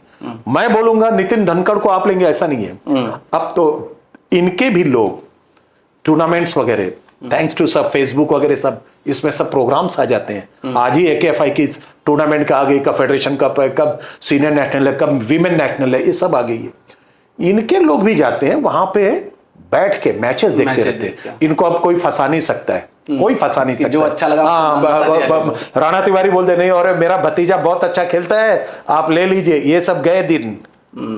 जो दिखता है वही बिकता है, और जो दिखने वाला खिलाड़ी रहता है एग्जैक्टली उसी का चयन होता है। और प्रो कबड्डी लीग में सब पेरेंट्स हैं ना, सबको यही लगता है कि मेरा बेटा डायरेक्ट स्टार स्पोर्ट्स के बड़े स्क्रीन पे आ जाए। सही बात। ऐसा नहीं है। मैं पेरेंट्स को भी बताना चाहूंगा, ये आप आपके पॉडकास्ट से मैं बताना, अगला सेक्शन में। हाँ, वो ये ऐसा नहीं है। कबड्डी में शॉर्टकट तो बिल्कुल नहीं है, बिल्कुल नहीं। प्रो कबड्डी लीग में जो सिलेक्शन वगैरह करते हैं ना, इनके लोग हैं, इनके लोग अब बहुत माहिर हो गए हैं, बहुत माहिर हो गए हैं। इनको कोई मिसलीड नहीं कर सकता है, मिसगाइड नहीं कर सकता है। ये लोग स्वयं जाते हैं, देख के आते हैं, बड़े बड़े टूर्नामेंट में जाते हैं। ये लोग अच्छी फोटोग्राफी करते हैं, रिकॉर्डिंग वगैरह करते हैं, और उसके ऊपर अभ्यास करते हैं, वो उसके ऊपर वो वर्कआउट करते हैं कि कौन सा प्लेयर हमें चाहिए। सिर्फ कोच भी इनको फंसा नहीं सकता है। कोच और दोनों के पॉइंट्स इकट्ठा आने चाहिए, समसमान नहीं तो अगर मैनेजमेंट बोले 8 पॉइंट अगर मैनेजमेंट करे तो कम से कम 6 पॉइंट कोच के भी रहे। ऐसा अभी वो दिन लग गए कि आप कुछ भी बोल देंगे और ये उठा लेंगे, ऐसा नहीं है। सही उठाएंगे लोग, सही उठाएंगे। क्योंकि अपना बात हुआ सर, आपने बोला बीच में ही कि नहीं, गार्जियंस को लगता है कि नहीं वो अभी दिख रहा है, अभी प्रो कबड्डी चल रहा है, सबको लगता नहीं मेरा भी बेटा कबड्डी खेले, मेरा भी बच्चा कबड्डी खेले। सो इसकी शुरुआत कहाँ से करनी चाहिए? मैं उस प्रोसेस को ब्रेक करना चाहता हूँ, जो मेरे चैनल का मेन मकसद है। Basically the rising Bharat podcast का जो मकसद है, खास तौर से जो छोटे शहर है वहाँ पे किसी भी चीज़ को ब्रेक करके, किसी भी प्रोसेस को ब्रेक करके उनको समझाया जाए। तो क्योंकि आप कबड्डी से आते हैं और कबड्डी को आपने एक तरीके से अपना पूरा जीवन दिया है, जो मान सम्मान है वो आपने अर्जित भी किया है, तो अगर कोई गांव देहात या छोटे शहर का बच्चा है, वो कबड्डी से जुड़ना चाहता है, कबड्डी में करियर बनाना चाहता है, तो कौन से एज से शुरू करना चाहिए? उसके गार्जियन का क्या रोल होना चाहिए और कैसे वो स्टार्ट कर सकता है? सर्वे जी देखिए, पहली बात तो है कि आप गांव से बोलते हैं, देहात में ये कबड्डी वगैरह, ये हमारा खेल का उगम ही देहात से हुआ है। और सौभाग्य से अभी क्या है, हर जिले में डिस्ट्रिक्ट एसोसिएशन बन गई है भिन्न भिन्न खेलों की। सही बात है। उत्तर प्रदेश कबड्डी एसोसिएशन, ये AKFI को एफिलेटेड है। उसी तरह जिलों की भी, जिला स्तर पे भी टीमें हैं, जिला स्तर पे भी एक संगठन है। तो ये जो बच्चे हैं अपने स्कूल लेवल, पहली बात तो स्कूल लेवल से आपको खेलना चाहिए। आप बोलोगे कि ऑल ऑफ सडन शुरू कर दें, कभी नहीं होगा, कभी नहीं होगा। लेकिन समस्या सर ये है, क्योंकि बीच में ब्रेक कर रहा हूँ, सॉरी, स्कूलों में कबड्डी होते नहीं। जो मैं जहां से आता हूं, मैं बनारस की बात करूंगा, मैं जब पढ़ रहा था तब भी नहीं हो रहा था। आज भी जो वहां पे सरकारी स्कूल है या जो प्राइवेट भी है, जहां पे भी है, 90% स्कूलों में कबड्डी के बारे में तो चर्चा भी नहीं होता है।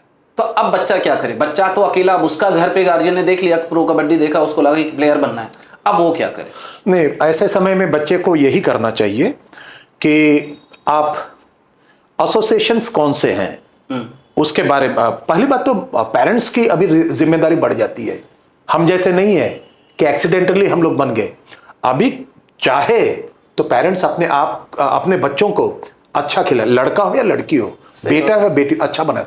उनको पहले चाहिए कि उनको गूगल सर्च करना चाहिए, सब कुछ अभी अवेलेबल है, सब कुछ पे, गूगल पे सब अवेलेबल है। अपने बात डिस्ट्रिक्ट में कौन सी टीमें और डिस्ट्रिक्ट की टीमें कौन कौन सी टूर्नामेंट में जाती हैं, और लकीली अभी सब जगह ऐसा हो गया। आप बनारस से बोल रहे हैं, बनारस में भी अपनी स्टेट चैंपियनशिप हुई है, बनारस में भी स्टेट चैंपियनशिप हो गई है। और बनारस के बगल में ही राजेश सिंह उत्तर प्रदेश कबड्डी एसोसिएशन के जनरल सेक्रेटरी हैं, जो AKFI में भी हैं। अभी माध्यम बहुत हो गया है, टूर्नामेंट्स भी होना शुरू हो गई है। तो बच्चे ये जो एसोसिएशंस हैं इनके संपर्क में आ जाए, इनको माध्यम मिल जाएगा। बहुत बच्चों को मालूम नहीं है कि हमारे जिले में भी क्लब्स हैं, लोगों को मालूम नहीं है। सही बात है। वो भी मालूम पड़ जाएगा। हमारे मुंबई में देखिए, मुंबई कबड्डी एसोसिएशन 2 विभागों में है, एक तो मुंबई सबअर्ब और मुंबई सिटी। 500-500 क्लब तो मुंबई सिटी में है, 650 क्लब तो यहाँ मुंबई सबअर्ब में है। 650 क्लब्स हैं। तो ये अभी अगर किसको बनाना है करियर, हाँ, लेकिन एक है, जिसके पास ईमानदारी रहेगी, आप कितना भी अच्छा गुरु दे दीजिए। आज के तारीख में सर्वेश जी, दुख इस बात का है कि द्रोणाचार्य बहुत हैं लेकिन अर्जुन की तलाश है। द्रोणाचार्य बहुत हैं, अर्जुन की तलाश है, अर्जुन मिल नहीं रहा है। गुरु तो देने के लिए होता है, सब कुछ दे देगा, सब कुछ न्यौछावर हो गया, न्यौछावर कर देगा, लेकिन कहां वो शिष्य कहां मिलेगा? शिष्य मिलना चाहिए ना।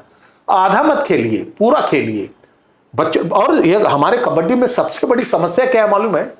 इंजुरी प्रोन गेम है। इसमें बचपन में भी बच्चों को मालूम ही नहीं रहता है एंकल कैसे हमें घुमाना है कि हमें इंजुरी नहीं होनी चाहिए। अगर पैर में डाइव मार दे तो हमें किस तरह से टेढ़ा करना है हमारा घुटना कि इंजुरी ना हो, ये मालूम नहीं है। गिरते समय कैसे गिरने का वो मालूम नहीं है।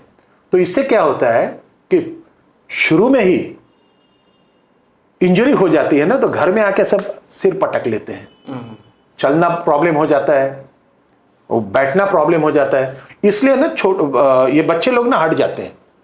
तो ये पहले ना उनको ट्रेन करना चाहिए कि कैसे गिरना है, जो गिरेगा वही खड़ा होगा। सही बात है। तो किस एज से शुरुआत करनी चाहिए कबड्डी? अगर कबड्डी जैसा, क्योंकि यहाँ पे मसल पावर है, फिजिकल इन्वॉल्वमेंट ज़्यादा है, तो कौन से एज से स्टार्ट कर देना चाहिए अगर कबड्डी में करियर बनाना है तो? वैसे सड़क पे देखेंगे तो छोटे बच्चे भी खेल रहे हैं, बराबर की नहीं, लेकिन वो मजे के लिए खेल रहे हैं। लेकिन एक सीरियस एज होनी चाहिए मेरे ख्याल से। एक 10 साल का बच्चा, 11 साल का बच्चा, वो सब जूनियर से स्टार्ट कर दे, सब जूनियर से वो स्टार्ट कर देना। उसके लिए 10-11, बहुत 12, थोड़ी तो हड्डियों में जान आनी चाहिए। अच्छा, थोड़ी तो हड्डियों में जान आनी चाहिए। और नहीं तो फिर यही होगा कि लग गया चोट, बोलेगा हट जाओ बाबा, उंगली फ्रैक्चर हो गई, लिखने के वांदे। तो ये 10-11 साल की एज है ना, ये ठीक रहती। उन बच्चों को हम बता सकते हैं, ए बेटा ऐसा गिरो तो मार नहीं लगेगा। उसके सामने भी अगर डिफेंडर है उसको बता सकते हैं कि एंकल पकड़ना है तो ऐसे ही पकड़ो, क्योंकि तुम ये संगठित होकर के खेलने का खेल है। हमारा प्लेयर इंजर्ड भी होना नहीं चाहिए। ये अगर हम लोग सब ट्रेनिंग वगैरह दे देना तो इंजरी भी हट जाएगी और पेरेंट्स भी तैयार हो जाएंगे कि अब बच्चों को भेजने के लिए। ये 10-11 साल मेरे ख्याल से तो अच्छा है।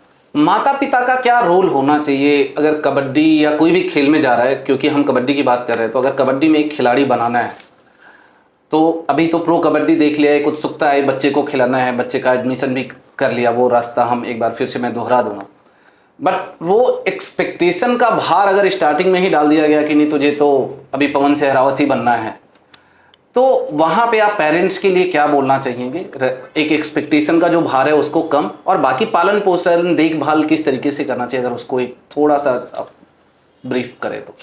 सर्वे जी देखिए, पेरेंट्स की बहुत बड़ी जिम्मेदारी हो जाती है, बहुत बड़ी जिम्मेदारी हो जाती है। और दुख की बात यह है कि कबड्डी खिलाड़ी जो भी है, लड़का हो लड़की, वो तनहा महसूस करता है क्योंकि उनके साथ पेरेंट रहते ही नहीं है। ये हकीकत है। मैं 90% कहूंगा कि पेरेंट्स लोग जाते नहीं है कोर्ट में। कोई अच्छा क्लब रहता है, उन दाखिला वगैरह दिला दिए। दाखिला भी क्या है, अभी आजकल कोच ही है, बड़े बड़े क्लब्स हैं, वो कोचेस भी सिलेक्ट करते हैं प्लेयर्स लोगों को।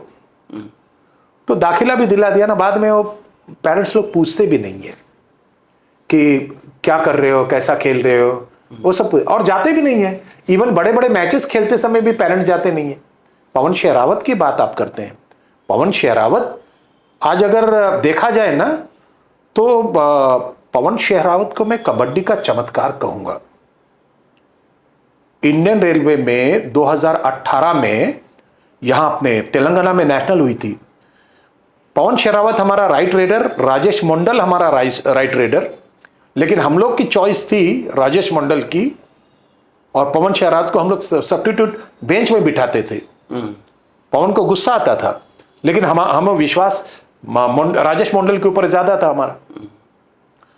उस नेशनल में हम लोग बहुत बुरी तरह से सर्विसेज के साथ क्वार्टर फाइनल में हारे, इतने बुरी तरह से हारे हम लोग कि हमें घड़ी देखना आता कि कब फाइनल विसल बज जाए। और वही पवन शेरावत जब 2019 की नेशनल रोहा में हुई, हमारा कैंप लगा परेल में, वो आने को तैयार, सॉरी फेडरेशन कप था, मुंबई में था, पवन शेरावत आने को तैयार नहीं था। हमने उसको बोला कि आपको आना है, तो बोला कि कोच साहब आप कसम खाइए कि मुझे आप फर्स्ट 7 में खेलने को देंगे। मैं बोला कि आज हाँ देंगे, ऐसे बोल दिया।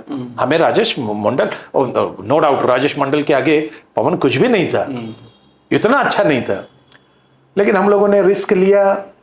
फेडरेशन कप में मुंबई में गजानन कीर्तिकर साहब उसके मेन आयोजक थे, उन्होंने टूर्नामेंट ली थी, पवन को हमने चांस दिया, और पवन ऐसा शाइन हो गया कि इमीडिएटली 2019 में जो नेशनल हुई रोहा में, वहां बतौर पवन के खेल की वजह से हम लोग चैंपियन बने।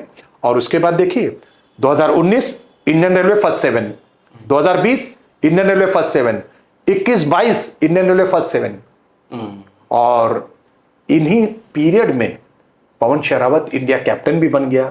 पवन शेरावत हैट्रिक करने वाला इंडियन रेलवे का कैप्टन भी बन गया, और पवन शेरावत अर्जुन अवार्ड भी ले लिया। कबड्डी का चमत्कार है, कबड्डी का सचमुच चमत्कार है। और पवन शेरावत इस तरह से हम बोलेंगे कि अरे कुछ नकल ही करनी है। बहुत फिल्म स्टार इसके फला की नकल करते हैं। आज भी लोग कहते हैं कि दिलीप कुमार साहब की नकल अमिताभ बच्चन करते हैं, अमित जी करते हैं, बिग भी करते हैं। वैसे सब लोगों को नकल करनी चाहिए, सीख लेनी है। तो पवन जैसे खिलाड़ी से सीख लीजिए, शून्य से उसने शुरुआत की। सही है। तो एक तरीके से जो आपने जर्नी बताई कि अगर किसी को भी, जो आज पेरेंट्स देख रहे हैं या बच्चा देख रहा है ये पॉडकास्ट, कि उसको अपने जो जहाँ स्टेट या डिस्ट्रिक्ट में है, पहले वहाँ लोकल जाकर के पता करे कि क्लब्स कहाँ पे है, वहाँ पे एडमिशन ले, और वहाँ से जो जर्नी स्टार्ट होगी, फिर एक तरीके से डिस्ट्रिक्ट से स्टेट, स्टेट से फिर अगर वहाँ पे रेलवे में है तो रेलवे जा रहा है, फिर नेशनल टीम में अगर जगह बन रहा है वहाँ, और फिर PKL वो पहले भी जा सकते हो या बाद में जा सकते हो। तो ये जर्नी है, और वहाँ पे खास तौर से माता पिता का विशेष योगदान होना चाहिए। बच्चों के साथ जितना हो सके उतना टाइम दे, बातचीत करें, उनके खान पान रहन सहन का ध्यान रखें। इसमें और मैं थोड़ा इजाफा करूंगा, थोड़ा और मैं कुछ जोड़ना चाहूंगा। सबसे बड़ी बात, पेरेंट्स है ना, मायूस हो जाते हैं, शंका में रहते हैं कि बच्चे का करियर बनेगा कि नहीं बनेगा। जब पेरेंट्स ही कंफ्यूज रहें, पेरेंट्स से अगर शंका करते रहें, तो बच्चों का हौसला वैसे ही पस्त हो जाता है। बच्चों के ऊपर विश्वास रखिए। और सर्वेश जी, दिख जाता है कि बच्चा बनना चाहता है ना, दिख जाता है। और बच्चों को आप फोर्स मत करिए, सर, जैसा अपना कन्वर्सेशन हो रहा था स्टार्टिंग में, आपने बोला कि कबड्डी जैसे जैसे बड़ी हो रही है वैसे वैसे कबड्डी की तरफ खिलाड़ियों का जो झुकाव है या जो प्लेयर्स का पूल है वो कम हो रहा है। तो इस पे कबड्डी फेडरेशन का क्या ध्यान गया है, क्या हो रही हैं चीजें कि कबड्डी को थोड़ा और बड़ा किया जाए?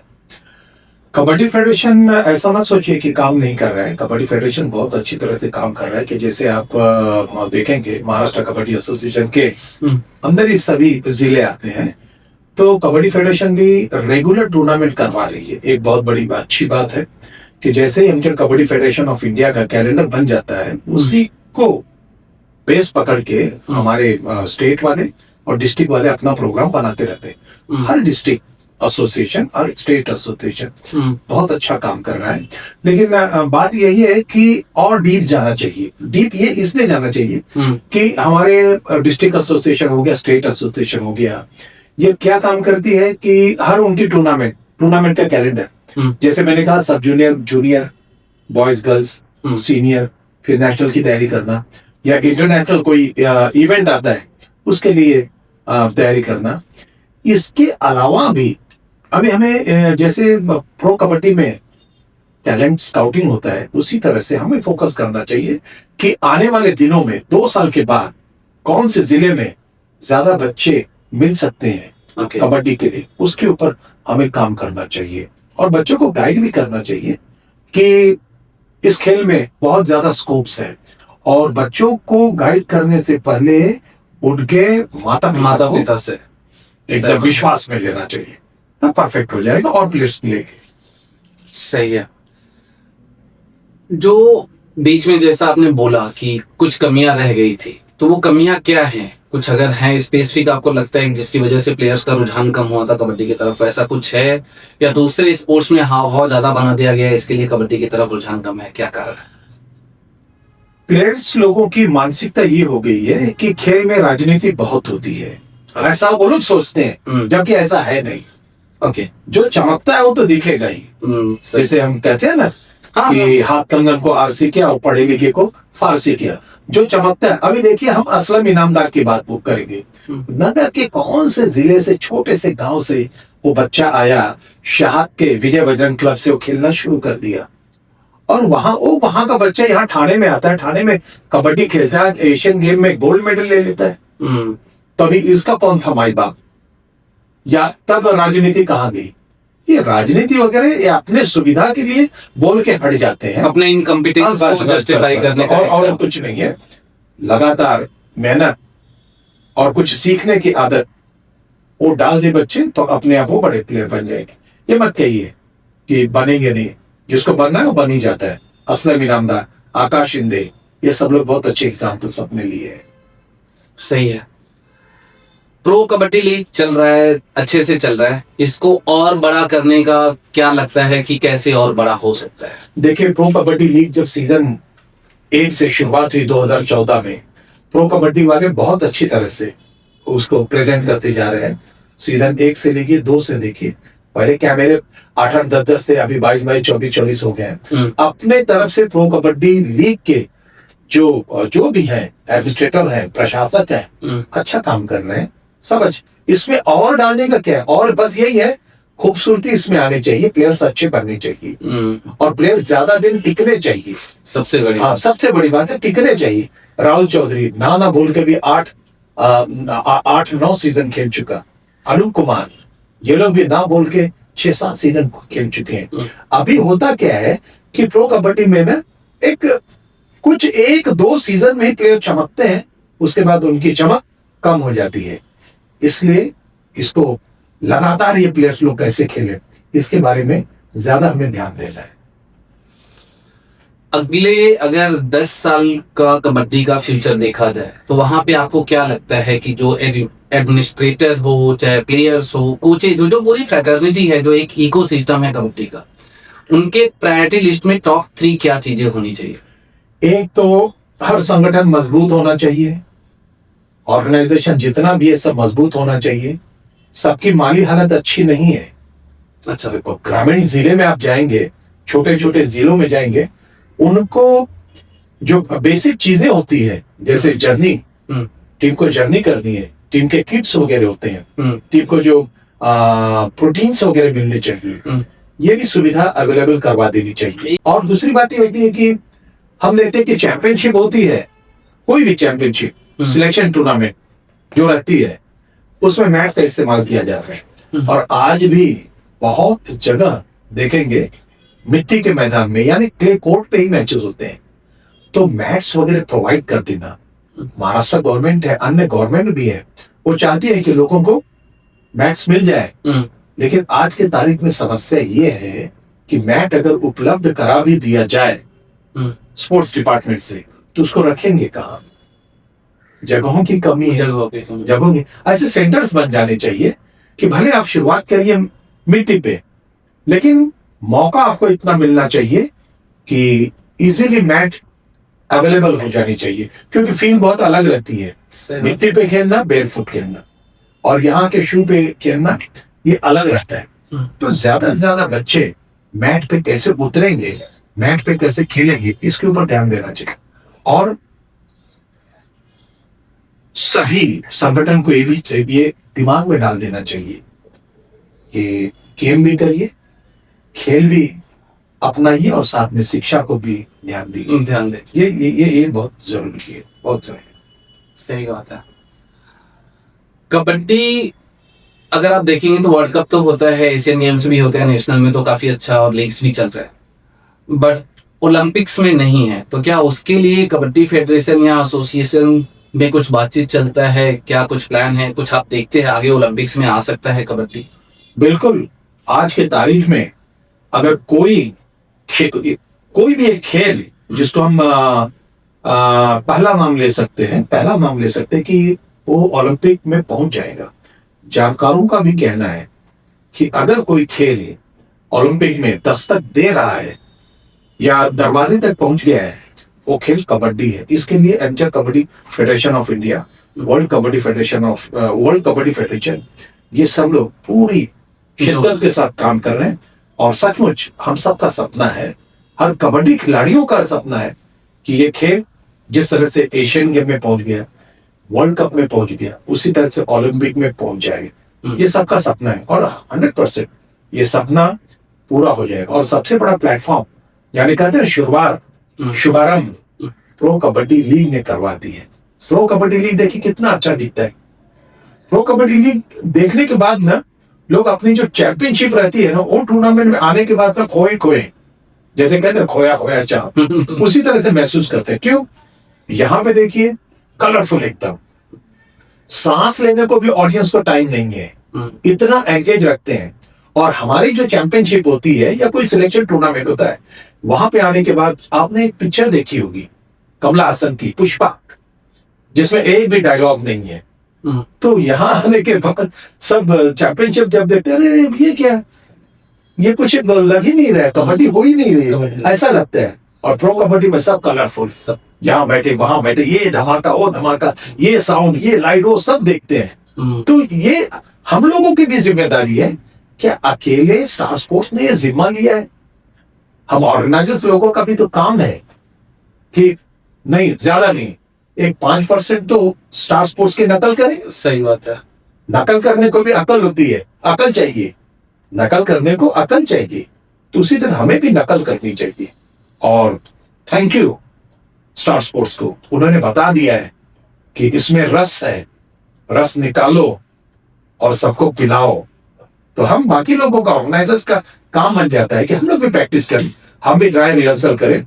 हमें भी चाहिए कि किस तरह से मैचेस हो। और एक महत्वपूर्ण बात, टाइमिंग को महत्व देना, समय पे हमारी मैचेस शुरू हो जानी चाहिए।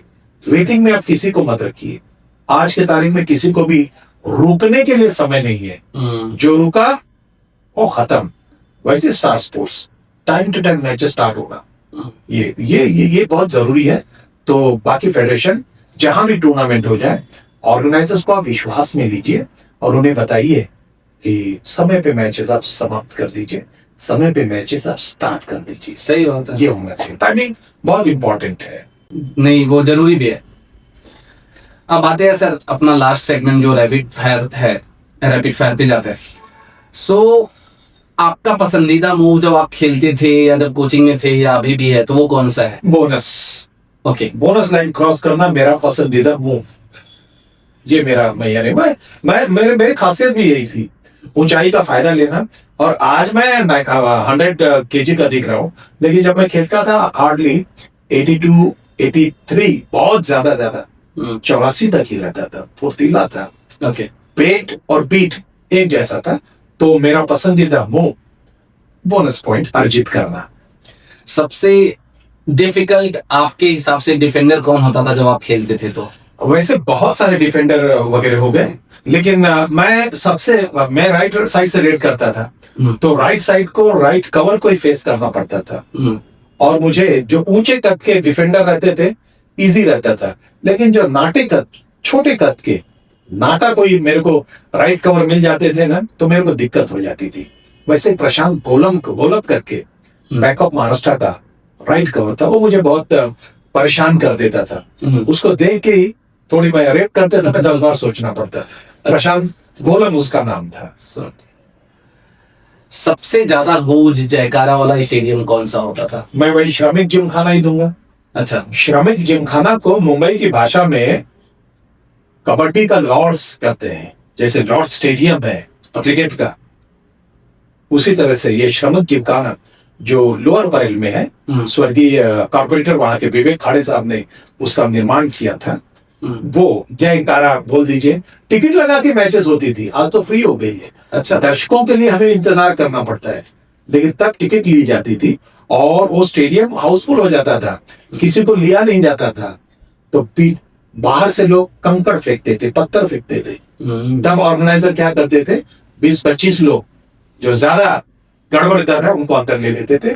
इस तरह से मैचेस होती थी। वो जयकार वाला स्टेडियम है, आज भी उस तालियों की गूंज मुझे बहुत ही याद आती है, बहुत याद आती है। कबड्डी से जुड़ा हुआ कोई भी खिलाड़ी कोई एक गलती जो वो अवॉइड करे?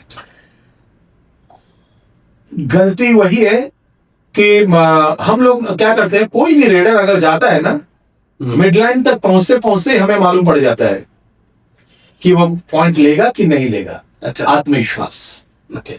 ओवर थिंकिंग, ज्यादा प्लानिंग ये मत करो। मैच के सिचुएशन के ऊपर अपने आप को ढाल दो, मैच के सिचुएशन के ऊपर डाल दो, आप सफल हो जाओगे। ज्यादा मत सोचो ये है वो है वो है, ये फला है फला, ये सब नहीं चलता है। मैच के सिचुएशन के साथ अपने सब मोमेंटम बोलिए या फिर अपनी प्लानिंग, टैक्टिक्स, ये सब आप चेंज करते रहिए। आपके कोचिंग के टाइम का जब आप कोचिंग करते थे तो फेवरेट डायलॉग या फ्रेज क्या हुआ करता था? देखिए ये तो ताकत का खेल है। सबसे पहले जैसे स्टेडियम में हम लोग पब्लिक का जयकारा हम लोग सुनते थे। जय जयकार खिलाड़ियों के नाम के होता था, बस हम लोग शक्ति के देवता बजरंग बली का नाम लेते थे। बजरंग बली की जय बोल के जो हम लोग मैदान में निकलते थे ना, एक अलग ऊर्जा आ जाती थी, बहुत ऊर्जा आ जाती थी। प्रो कबड्डी लीग में ऐसी कोई चीज जो आपको लगता है कि बदलना चाहिए? शायद मैं गलत भी बोल रहा हूं, ये मेरी अपनी पर्सनल राय है कि ये जो ड्यूरेशन है ना, जो लंबा चलता है ना, उसको थोड़ा सा कम कर देना चाहिए। अच्छा। और कुछ बाकी सब मस्त चल रहा है। हाँ, लेकिन हमसे भी ज्यादा विद्वान वो लोग बैठे हैं ना, कुछ चला रहे हैं ना। मैं तो हमेशा कहता हूँ कि कबड्डी वालों की सोच जहां खत्म हो जाती है, वहां प्रो कबड्डी के लीग के जो भी चलाने वाले संचालक हैं वो सोचना शुरू कर देते हैं कुछ ना कुछ अच्छा होगा। लेकिन हमें ऐसा लगता है, मुझे ऐसा लगता है, मेरा व्यक्तिगत ये राय है, मशवरा है कि उसका जो ड्यूरेशन है ना, थोड़ा कम होना चाहिए, बस, और कुछ नहीं। जब आप मैचेस जीतते थे तो ऐसा कोई रिचुअल जो आप परफॉर्म करते थे, किसी को प्रणाम करना, जय करना, समथिंग लाइक दैट? हम लोग की मैदान में एंट्री ही होती थी भगवान के नाम का स्मरण करके। और हम लोग कबड्डी वालों की खासियत है कि कबड्डी देखिए हाथ पकड़ के खेला जाता है। वैसे हम लोग जब मैच को शुरुआत करते थे, जाते थे तो सर्कल बनाते थे। और सर्कल में सभी जी एक बात याद रखिए कि अगर मैं उत्तर की दिशा में इस जगह मैदान के यानी स्टेडियम के बाहर खड़ा हूं, तो मैं वापस मैच जीतने के बाद उधर ही आगे खड़ा रहूंगा। और हमारे साथी भी देखते थे, सर्वेश तो उधर खड़ा था, वो किधर है? अरे नहीं वो आ रहा है, थोड़ा चेंजिंग करने में लेट हो गया। सब अपनी अपनी जगह पे प्रेयर करेंगे, जीतने के बाद अपने अपने जगह पे ही खड़े होंगे, अच्छा, उधर ही आके करेंगे। और वही सभी देवी देवताओं को याद करना। और लेकिन मैं सबको कहता था, देखिए कि अपना खेल है, हमें निखार सकते हैं। मैं सबको बोलता था कि भरोसा भगवान पे है तो तकदीर में लिखा पाओगे, भरोसा भगवान पे है तो तकदीर में लिखा पाओगे, लेकिन भरोसा खुद पे है तो भगवान भी वही लिखेगा जो तुम चाहोगे। ये हम हमेशा मैं बोल के चलता था और वैसा होता भी था। सही बात। खेल के दौरान कोई सुपरस्टिशन आप फॉलो करते थे? बहुत अच्छा। सब लोग अंधविश्वासी हैं, लेकिन अंधविश्वास में भी विश्वास छुपा हुआ है, याद रखिएगा। कुछ ना कुछ तो होता था, जैसे आ जाए, अरे यार गेम आज नहीं हुआ, अरे आते समय उसका चेहरा देख लिया था, आते समय थोड़ी मैं बाइक पर से आ गया था ना, सिग्नल पे एक जन मिल गया यार, मांगा लेकिन सिग्नल ऑन हो गया तो उसको पैसा नहीं दे पाया। ये सब चलता है, ये चलता ही रहेगा, हमेशा चलता रहेगा। कौन देखिए, क्रिकेट में भी देखिए, कपिल देव जी आते थे, सूरज की तरफ देखते थे, ऐसा कभी हुआ नहीं। सब लोग अंधविश्वासी हैं, लेकिन अंधविश्वास में भी विश्वास छुपा हुआ है, ये मैं मानता हूँ। तो आपका कोई ऐसा फिक्स था कुछ जो कि आप स्पेसिफिकली ध्यान देते थे कि नहीं मैं ये करके ही मैच में उतरूं? ये रहता था। अच्छा। ये रहता था। ओ ऐसा था ना कि मैं जब भी घर से निकलता था ना, घर से निकलते समय ना एक कुछ सेकंड के लिए मैं रुक जाता था। अच्छा। रुक जाता था और फिर जाता था। ओके। और कभी कभी मुझे भी ऐसा लगता है कि 2-3 लोग मुझे क्रॉस करके चले जाए, उसके बाद मैं जाऊं। ये ऐसा होता था। ये सबका है, सबका है। एक लास्ट थोड़ा इंटरेस्टिंग कि अगर आज के डेट में आपकी उम्र 20 साल होती और कबड्डी से जुड़े रहे होते तो क्या सोचते, क्या करते? सरवीन जी, आप मुझे बहुत यानी असमंजस में डाल दिए। मुझे 20 साल छोटा करेंगे। अभी मैं 63 का हूं तो मैं 43 का हो जाऊंगा, और 43 में तो सब लोग नहीं, अगर आपकी उम्र 20 साल होती आज के डेट में। 20 साल? अच्छा, मैं सुनने में कुछ गलती करते हूँ। मुझे लगा कि 20 साल कम कर लीजिए, तो मैंने 63 में से 20 कम कर लिया और लग गया 43। 20 साल का अगर रहता तो मैं फिर वही खेलना ही चाहता। इतना सब मिलने के बाद भी आज भी लगता है मैदान में चला जाऊं। सपने आते हैं मैं मैच खेल रहा हूं। कभी कभी लगता है कि मैं अपना अब ये क्या बोलते हैं निकाब भूल के आया हूं। अच्छा। सपने आते हैं, कभी कभी ऐसा लगता है, बहुत सपने आते हैं, लेकिन बाद में सपना टूट जाता है, फिर उठ के पानी पी लेते हैं और बोलते हैं क्या मजेदार की। कितने लोग हमको फॉलो करते थे, कितने छोटे छोटे बच्चे हमारी एक्टिंग करते थे, हमारे एक्शंस करते थे। तो हाँ, 20 साल का रहा हूं तो मैं वही वापस हो जाऊं। लेकिन हाँ, ये है कि जो गरीबी देखी है उसको माइनस कर दी, उससे बहुत डरता हूं। और बच्चों लोगों को मैं बोलता हूं कि बहुत सौभाग्यशाली हो कि आपके पीछे पेरेंट्स है। तो 20 साल अगर मेरी उम्र हो जाए ना तो मैं मैदान में ही जाना चाहूंगा। सही बात। एक लास्ट मैसेज अगर द राइजिंग भारत पॉडकास्ट की जनता को आप देना चाहते? मैसेज तो यही मैं आपको द राइजिंग भारत पॉडकास्ट के दर्शकों को देना चाहूंगा कि जितने भी मेरे में था, कबड्डी जितना मैं खेला, जितना मेरा अनुभव था, मैंने आप सबसे शेयर किया। अगर आपको कबड्डी के प्रति कुछ उत्सुकता है, कबड्डी में कुछ करियर बनाना चाहते हैं, तो आप मुझसे संपर्क करिए। मैं दिल खोल के आपको अपना जो नॉलेज है, मेरे जो अच्छे एक्सपीरियंस है, बुरे भी एक्सपीरियंस है, सब मैं आपके साथ शेयर करूंगा। और मैं चाहूंगा कि भारत की कबड्डी, महाराष्ट्र की कबड्डी, देश की कबड्डी ओलंपिक में जाए और ओलंपिक में भी हमारे अच्छे अच्छे खिलाड़ी प्रदर्शन करें और ओलंपिक में भी हमें मेडल मिले, ये मैं चाहूंगा। और फिर कहूंगा कि द राइजिंग भारत पॉडकास्ट को आप ज्यादा सब्सक्राइब करिए और ज्यादा लाइक करिए और अपने जो ग्रुप्स हैं उसमें आप शेयर करिए, क्योंकि हर काम की शुरुआत छोटे तौर पे होती है। और मैं बहुत सारी शुभकामनाएं देना चाहता हूं कि ये पॉडकास्ट आप सब देखें, आनंद लें, और जो भी कबड्डी के रिलेटेड हो निसंकोच आप मुझसे कांटेक्ट कर सकते हैं। और मैं स्क्रीन पे मेरा नंबर भी दे दूंगा, आप मिलिए, जुड़ते रहें। बहुत बहुत धन्यवाद, बहुत बहुत धन्यवाद, और अच्छा लगा। Thank you sir, thank you so much.